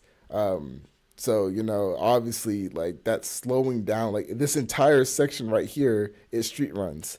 So, you know, I don't know if I think the plans after building out this entire system should be eliminating those sections where we're running into like red lights and stuff like that. Even though they do have priority signaling, I think either elevating sections where it street runs or, you know, putting it in like some type of cut and cover situation would probably be the best decision. But, you know, the issue with upgrading a system like that is that all you are building out the system into a space where there's barely any development. We saw that there was a strip mall and that was gone now because of COVID and other reasons of just failing. And then there's a large parking lot, right? A large surface parking lot. Not that place is going to be redeveloped, and there's going to be all these people, 1.5 million people across the entire region, right? So, and all those people are going to be centered around these train stations and centered around the light rail. So when the light rail has to be elevated or when the light rail has to be put under the ground, right, you're going to be disrupting those people now that they moved into those neighborhoods. So I feel like building it the right way the first time around was probably the correct way to be handling this situation. You build the system the right way the first time around, instead of having to build it in disconnected and disjointed pieces first, and then try to make it something that's actually able to handle your ridership projections and actually being able to handle your population later. That doesn't make any sense. I feel like that is it's just a bad way to build a system. You want to make sure that you're building it for the future, and I feel like the light rail system that they're building right now is almost like they're building it for what would be like 10 years ago, maybe even 20 years ago. Like they should have, and they even admit themselves, they should have already had a system like this. You know, they should be in the process of upgrading a system like this. So, yeah. 2041 and out to Issaquah by 2044. In the city of Seattle, the West Seattle extension has reached the design phase with the targeted opening of 2032. We just learned one of those stations at Avalon may be removed to save money, and planners are also narrowing down a route to extend to Ballard, which would include a new tunnel under downtown with a timeline to open by 2039. So there is a lot in the works, Shantae. Yeah, Drew, a lot of people looking forward to that. We still have a long way to go, but at least we know that we will get one more piece to the puzzle by May of next year. So that's something to look forward to. Well, it's going to be a fun time ahead. There's events planned throughout the weekend here at Kent, Des Moines, and all of the other stations. So for those of you wondering how you can get involved in the fun, Sound Transit has a big lineup scheduled for tomorrow. The grand opening will kick off at 9:30 at that Federal Way downtown station. So that's 9:30 tomorrow morning with a street fair and live music. The ribbon cutting is at 11, and at that point, you can get on board and check out those new stops. There will also be events happening here at Kent, Des Moines, and at Star Lake. And a cool thing happening, the first 500 riders to get a ticket stamped at all three stops will get a limited edition one-line beanie, and other prizes will also be up for grabs. So I know a lot of you have reached out to the station and expressed that you are excited. I like when they throw parties around stations when they just open. Like just opening, you throw a bunch of parties. You got all these tents, like live music and stuff. It's a good way to get a community together, especially a new community. Because think about it, this community is going to get built up in the next 2 years. So it's cool to see it opening, and then obviously then you have the news there and stuff. And it just promotes the actual then what's going to be the new downtown development. It's actually promoting those cities to people who would want to live in the region. So that's dope. All right. But I think this was the day before they actually opened. So I think this one is from yesterday. After a years-long delay, Sound Transit finally ready to debut its light rail extension in Federal Way. That's where we find Fox 13's Nikki Torres. Nikki, how's it going out there? Hey, Taylor, good morning. They actually just got started with their commemoration celebration throughout this morning. So that is going to be happening here over the next hour or so, and then they'll have those first rides. But really, this is something that they have been waiting quite a long time for. It's actually overdue by a couple of years, if you didn't know, from Sound Transit. This is going to be a better way for people to get around, but also just connecting people who live south of Seattle to downtown. I think, yeah, when it comes to talking about the past and issues that transit systems have had in the past, they're extremely important to talk about. The fact that Seattle didn't build the metro system that they were supposed to build 40 years ago, 50 years ago, right? That's an issue. That's something that needs to be talked about because that still happens today in cities today. Cities today are making those same bad decisions on not building transit, right? And then 50 years later down the line, they're sitting here with over budget projects building lower capacity transit and slower transit, with more of their own money instead of more federal money. So that's an issue. That's an issue that we need to talk about, because the way that I approach my channel is I talk about stuff about the past, and then I talk about what we could do, what we can learn from that past, and what we can do for the future. If I just ignore about the past about stuff, then I would probably look at MARTA right now and be like, MARTA is beautiful. MARTA is a great system, and there's nothing completely wrong with it. When there are things wrong with it, you know what I'm saying? So we need to learn from the issues of the past. This is great, the stuff that they're doing now, but unfortunately, it's way too late. Right, this should have already been done.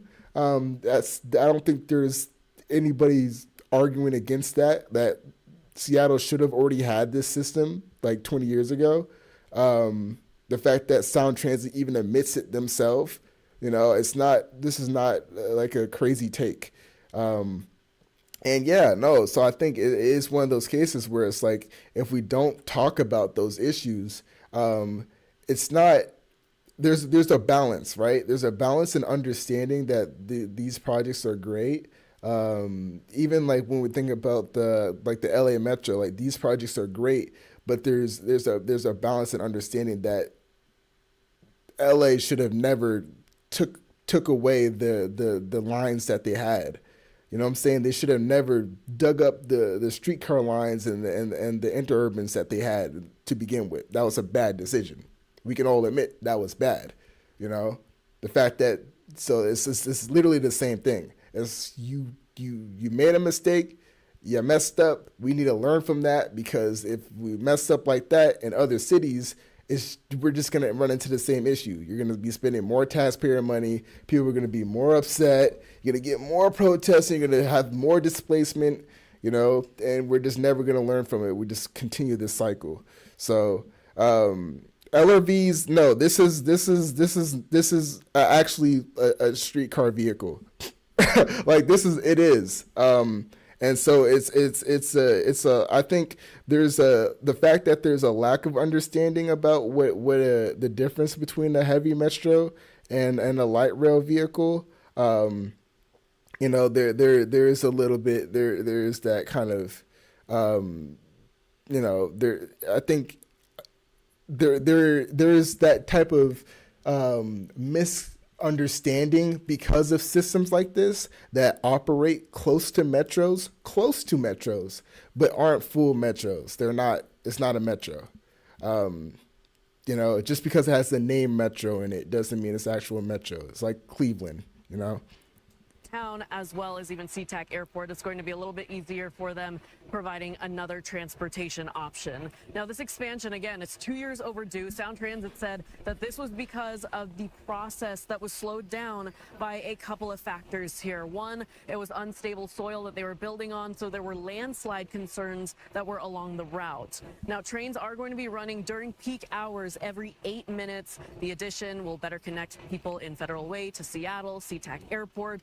This is the end of the line for right now, but there is still work to connect the dots in Pierce County. So the agency says that they are still evaluating plans for the Tacoma Dome extension, but Sound Transit says right now, one key advantage is for those who are working at the airport and traveling to and from it, they will have better access now.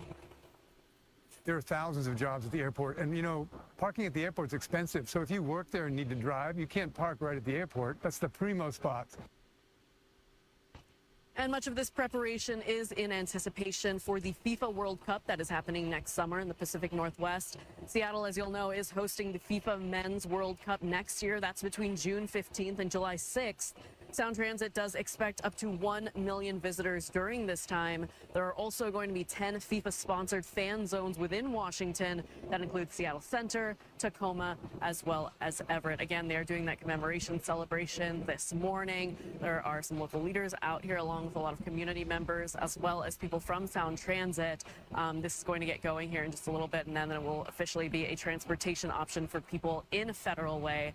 But again, as they get into their peak hours, the trains are going to be running, they say, every 8 minutes. We're live in Federal Way this morning. I think I checked the schedule right now. Even on a Sunday, it was running like every 10 minutes, which is really good. I mean, and thinking about it, going to Everett and going to Tacoma where they already have the commuter rail, but like that doesn't operate as frequently. I mean, it's going to be slower, yeah, but having a frequent connection is, I feel like, more important. I would definitely take a train that is slower, but comes every like 10 minutes rather than taking one that comes like every hour. That's slightly faster, so that's good. Next, we're going over to SEPTA. Obviously, we always gotta check up on SEPTA. SEPTA is like our weekly, I don't know, weekly soap opera. So always something going on.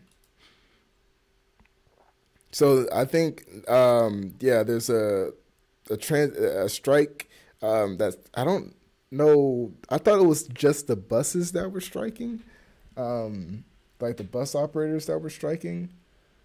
I'm not sure exactly, but then they were saying that it was like 80% or like 75% of the services, which also could just mean the bus drivers are striking. But let's see what's going on. This is not a good time to be having to go through this for SEPTA. Part of SEPTA telling us that we can't and we won't. But what I'm here today to tell them is that we will. We will call a strike if they don't come back to the table with some reasonable and fair offers to our demands. An imminent strike for thousands of SEPTA bus, subway, and trolley operators. Friday night, I'm Christy Aletto. Gray and Shari have the night off, and the big story on Action News is union workers running out of patience at the negotiation table. Now, they claim that they've asked for reasonable wage increases, pension plans, and health care. Let's get right over to Action News reporter Leland Pinder, who joins us live now from Wissahickon with the details. Leland. And Christy, I've been talking to SEPTA and the union tonight. At this point, no official word on when a strike could take effect, but SEPTA is at a standstill in talks with its largest union, and they say a strike is coming. That's crazy. Patience is over. A strike is imminent. It's going to happen. During a press conference Friday, TWU leaders said they believe their demands, raises, pension increases, better working conditions, and health care changes are fair. We are tired of SEPTA telling us that we can't and we won't. SEPTA says recent meetings have been short and unproductive, but insist a deal. Oh my gosh, this is so bad for SEPTA. This is horrible. This is horrible timing. This is really bad timing for them. Oh man, this is horrible timing for them. They literally, like, this is one of those cases where it's like they literally don't have any money. Their workers should be getting paid more. There should be more safety. Their trains shouldn't be burning down, but they literally have no money. And then the state is like, well, I have another story next where the state actually gives them a little bit of funding, but it's like, it's just, oh man. Like, what is going on? Like, what is this state doing? Can be reached without shutting down service. We're urging the union to come back to the negotiating table. There are a number of areas that we've agreed on. I see you playing outside. To resume. We've laid a good foundation. A strike would be extremely disruptive, shutting down bus and trolley service and all service on the Market, Frankfurt, and Broad Street lines, impacting hundreds of thousands of riders every day. It would be a shame because I appreciate the workers. I would have to take so many Ubers, which means I think I would have to come to the city a lot less. The threat comes as SEPTA negotiates with other unions as well and works to repair its entire aging fleet. Despite financial constraints, officials say they're optimistic. But even given that, we do think that there's room to be able to reach an agreement on a contract that is fair for everyone. And right now, it's not clear when the two could come back together to continue those talks. TWU Local 234 represents more than 5,000 bus, trolley, and subway operators, and they have not had a contract now since last month. We'll continue to monitor this throughout the night. We're live here at the Wissahickon Transportation Center. Leland Pinder for Action News at 10 on PHL 17. Christy. Yeah, let's hope they can get a deal done. Leland, thank you. Interesting. Well, some big news for SEPTA today as Governor Josh Shapiro announced new funding to help that transit agency get its financial house in order. As that announcement was made, negotiators were meeting with representatives from not one but two unions, both of which have authorized a strike. Action News reporter Chad Pradelli joining us live now at SEPTA headquarters this afternoon with the latest. Chad. Yeah, Brian, contract talks with one of those unions resumed around 2 o'clock this afternoon, according to SEPTA. I'm told that they've been cordial and productive, but so far, no deal is imminent. But it comes as SEPTA learns it's getting a $220 million cash infusion from the state. Inside a Malvern SEPTA maintenance facility, Governor Josh Shapiro announced the state would provide $220 million in capital funding for SEPTA, money to upgrade, repair, and maintain its regional rail, trolleys, and other infrastructure. As a result, SEPTA will be able to restore full service on regional rail by Christmas. This is crazy. So this money, again, this money still comes from the capital funds. So they're just digging even deeper into their capital funding. It's just not. It's not sustainable at all. This is not. So they literally don't have any money to pay their employees. What is gonna I don't understand what's gonna happen. Maybe this strike is good, but it's so weird because it's like SEPTA's getting all the blame for this. Like everything that's happened, SEPTA's getting the blame for it. But it like they literally don't have any money to operate. I don't know how, this is crazy. It's a wild situation to be like a part of SEPTA leadership at all. Like, how do you navigate this? The state won't give you money. You can't really go to the public, the local counties and ask for even more money when the state should be funding it. And then, then you have your workers, you have your passengers, your customers, everybody's turning against you. You don't have anything to stand on. This is like what's gonna happen. Christmas time. SEPTA has the oldest rail fleet in the country, and it needs extra care to stay in good running order.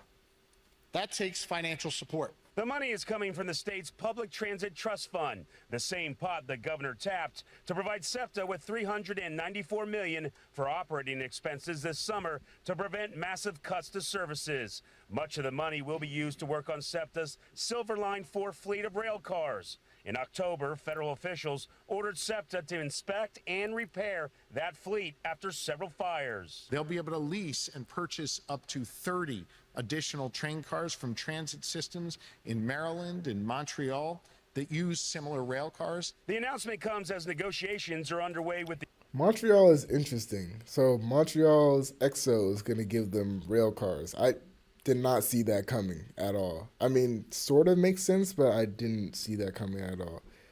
Most people just lend from Mark. So, yeah, this is interesting take.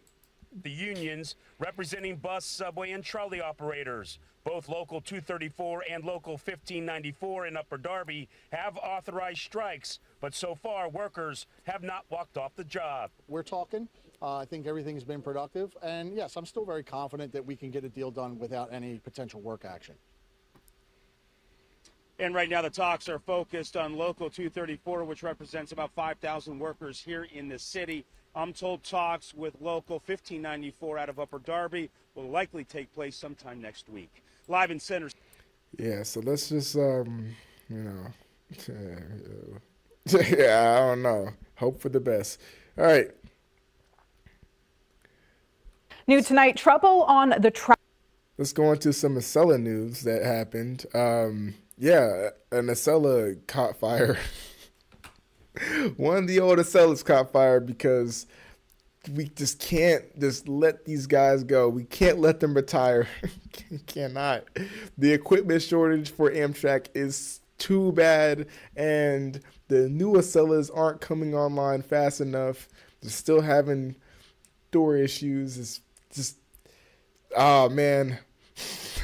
Never be the first person to buy a product. That was the main issue. The fact that Alstom literally came to Amtrak was like, oh yeah, we have a brand new test model and everything for you, blah blah blah. You're gonna be the first customers of this new train set, new train design, and all that type of stuff. That was just a horrible decision because you're the first person trains were supposed to be in service years ago, like 5 years ago, 6 years ago, I think 5 years ago, and so, but they're not, and so like we still have to operate with these trains that are well past their lifespan, and they've been running really heavy, like up and down the corridor since the demand is there. They've just been beating these Acellas into the ground. There truly might not be a future for these Acellas once the Avia Liberties take over. I was hoping that like maybe while the equipment shortage is still there, maybe they can be put on the Keystone service briefly in order to supplement the equipment. But I don't know. I don't think so. They don't look like they have enough in them. Tracks, an Amtrak train passing through Providence is forced to make an abrupt stop after catching fire with passengers on board. NBC 10's Aaron Coogan joins us live near the tracks in Providence tonight, where that train is still parked. Aaron? Gabrielle, up until about 10 minutes ago, we still had crews on site here along Harris Avenue, where the train has been stationed for the past several hours since it was removed from the Providence train station. Everyone's asking each other, do you know what's going on? Do you know what's going on? And no one knew. Dozens of train travelers in Providence forced to deal with unexpected delays Sunday afternoon after fire broke out beneath an Acela train on one of the busiest travel days of the year, the Sunday after Thanksgiving. This is going to take me like 5-6 hours to get home today. You know, just want to get where I'm going. It was just after 9:30 a.m. Passengers on Acela train 2263 from Boston to Washington, D.C. had just pulled into the Providence station when flames broke out beneath a few of the train cars, forcing everyone to evacuate. Amtrak Northeast posting this on X about the situation, quote, due to an ongoing mechanical assessment, Acela 2263 is now canceled between Providence and Washington. Customers are encouraged to rebook to the next available service. The train was relocated a few miles from the Providence train station to allow fire crews to fully extinguish the flames. The incident causing service disruptions to several other trains in and out of Providence. We spoke to some frustrated passengers who say there was little communication about what was causing the delays. A lot of confusion, not too much info given. I think people need to know what's going on in the moment to kind of alleviate that tension. And that information wasn't really given at the time. In the end, no one was hurt as a result of the fire. Initial investigation suggests it was the result of some sort of mechanical issue. Now, all train service in and out of Providence has since resumed. No word on how long the charred train will remain here along Harris Avenue. Reporting live in Providence, Aaron Coogan. Did she say the charred train? Okay. All right. Last story. Live from Fox 5.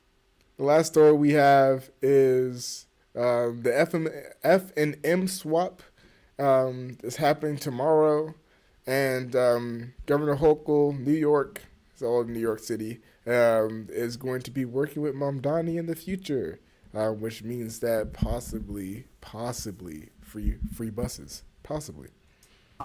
Welcome to the News Block. Here are top stories on the News Block, an MTA announcement that could affect more than 1 million daily riders. What you need to know about the F&M train. All right, so basically, let me get a short rundown. So the F train used to run up through here, through Roosevelt Island, through the 53rd Street Tunnel, and then the M used to run down here, but now they're swapping. They're basically swapping the lines so that the F train and the M train don't conflict with the other lines that are operating, the other lines that are operating in Queens. So it's essentially supposed to take away the chance for delays to happen. I think it speeds up travel time by like 30 seconds on average, or something really small, like maybe even a minute on average, 30 seconds to a minute on average, which, you know, it doesn't seem like a lot. It doesn't seem like a lot on paper, but when you factor in the fact that these are basically going to take out the chance for like major delays to happen at the stations, this is like a really big improvement. And so these trains are swapping lines, but they only swap during the day. I think at night they swap. They're basically back to the regular train route that they do. So I think that's like only night services, which is interesting. I'm not really sure why they did it that way. I understand that, like, yeah, there's more trains running during the day than at night, but I don't understand, like, I feel like that just adds unnecessary confusion. The fact that, like, oh yeah, during the day we're going to do it this way, and then during the night we're doing it this way. I feel like if they're going to swap the trains, just swap them completely. Like, I think that would just be great for everybody. But maybe this is like a trial thing. I don't know. Subway line swap. Governor Kathy Hochul looking ahead to working with Mayor-elect Zoran Mamdani, what she says they have discussed so far. And it's another bitterly cold day out. We're tracking the temperatures as you take a live look outside. Good afternoon, everyone. I'm Antoine Lewis. Welcome to the News Block. Well, after a wet Tuesday, we are a lot drier today, but it's still cold outside. Meteorologist picture, and I just came in. I needed a hat for real. Yes. Talk about the weather. Oh my gosh, she's talking about the weather right now. Break into the weather coverage. Okay. So fair to say that the MTA knows it, and for that reason they were out here today getting their message out about exactly what these changes mean as they go into effect on Monday morning. Let's show you on the map what it basically amounts to. Beginning on Monday, F and M lines are swapping at 8 subway stations. It means the F will no longer be stopping at 21st Street, Queensbridge, where we are right now, Roosevelt Island, Lexington Avenue, and 63rd and 57th Street. It'll be replaced there by the M. Meanwhile, the M will be replaced at the following 4 stops: Queens Plaza, Court Square 23rd, Lexington Avenue, 53rd, and 5th Avenue and 53rd Street. This is a permanent service change. It goes into effect only Mondays through Fridays, only from 6 a.m. until 9:30 p.m. Officials say it will eliminate. Yeah, it doesn't even happen on the weekends either. It's like, I feel like it adds so much more confusion. Like the fact that the lines are swapping on the weekdays and only during the day hours, and then at night and during the weekends they swap back. It's like, why not just fully have them swapped the entire time? It doesn't make, I don't know. It's a crucial merge that has been the cause of constant delays in service. It's not the schedules, the actual, like, the routes that the train lines are going to take are swapping. So, like, oh my gosh, so yeah, so you can see, like, the F train is running here, and the M train was running here, is running here now. The actual schedule right now, the way it happens right now, is the F train runs where the M line is about to run. So these two are swapping. Like the actual lines are swapping, which is, again, it's confusing because they're only swapping during certain hours of the week, which is kind of like, you know, if you're a tourist or somebody who, like, even who is typically used to taking the F train through the 63rd Street tunnel, you know, it's extra confusion is basically, and I just don't think it's worth it. But I think if they're gonna keep the two lines swapped, keep them swapped the entire time. There's no reason to flip back and forth between them. 57th Street. It'll be replaced Fridays for only from 6 a.m. until 9:30 p.m. Officials say it eliminates a crucial merge that has been the cause of constant delays in service. If you've been on an E-train at Queens Plaza going to Manhattan and you see the M across the platform leaving first, you're waiting for that train to go ahead of you before you can proceed.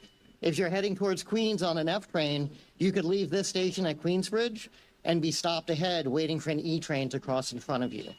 So yeah, so the issue is basically the crossings, and that's why they're taking away this. They're swapping the trains to take away that conflict at the crossings, so that trains aren't crossing in front of each other, and so that each train has a straight line to get into Manhattan without impeding the other one. Because if two trains arrive at a station at the same time, they're gonna have an issue where one train has to stay in the station while the other train leaves. So basically, in order to speed this process up and just have all trains just completely going through like a conveyor belt, they're swapping the lines and taking that conflict completely out the way, which is why I think they should keep it the entire time, all hours of the week. They should keep it that way. There's no reason to be flipping it back and forth. With the service change that starts on Monday, that type of delay is a thing of the past. Transit employees have been out leafleting. We saw them out here at this station letting riders know of the big swap. The MTA says service will be faster and more reliable, not just on the F and M lines, but also on the E and R train lines. However, there are still some issues. For one, the swap goes into effect, we're told, at 6 a.m., but we're not quite sure exactly how that will work. It's if that's a train leaving the terminus or if it's just at these stations that swap will occur as of 6 a.m. And other riders tell us that their commutes are actually going to get longer, if not a little bit more confusing. It's definitely confusing. It's a confusing change. The fact that you're only changing it on certain hours, and that is confusing. Does it mean that the train leaving the terminus at 6 a.m. will swap, or does it mean that as soon as you reach the station, Queens Boulevard, Queens Plaza station, as soon as you reach that Queens Plaza station where the swap is supposed to happen, if that starts at 6 a.m., it's confusing. Like that's, I think there needs to just take away the back and forth, F runs on this line and the M runs on that line and switching it back up. Just take that away. Just have the swap be permanent the entire time. All hours, all hours of the week. Affect you in any way? Yeah, it does, because I got to go to Uptown. No, this doesn't go to 63rd and Lex. So you got to figure out I got to figure out another. I got to go further down to 42nd to transfer instead of right here at 63rd to catch the queue and transfer at 14th Street. Does it make sense for you? It happened before. And it was confusing, but now I guess I'll be slightly confused again. And to be clear, this change is permanent, but it only impacts service on weekdays, Monday through Friday. On the overnight and on weekends, service will remain the same. That's the latest from here in Queensbridge, Queens. Arthur Chien, Fox 5 News. Antoine, back to you. Aye. All right, Arthur, thank you. Now to the White House and an announcement from the president that could impact both drivers and automakers.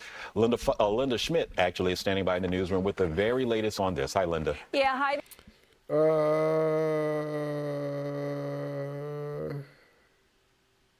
that was it. All right. Well, that was it. That was actually a shorter story than I thought it would be. They actually went over the news for like half of it, and then the other half doesn't have to do anything with what I was talking about. So, yeah. Anyways, W-Stream, I guess. W-Stream. I'll see you guys next week. Next week will be the last stream for a minute. For like a hot minute before I get set up and everything back at home.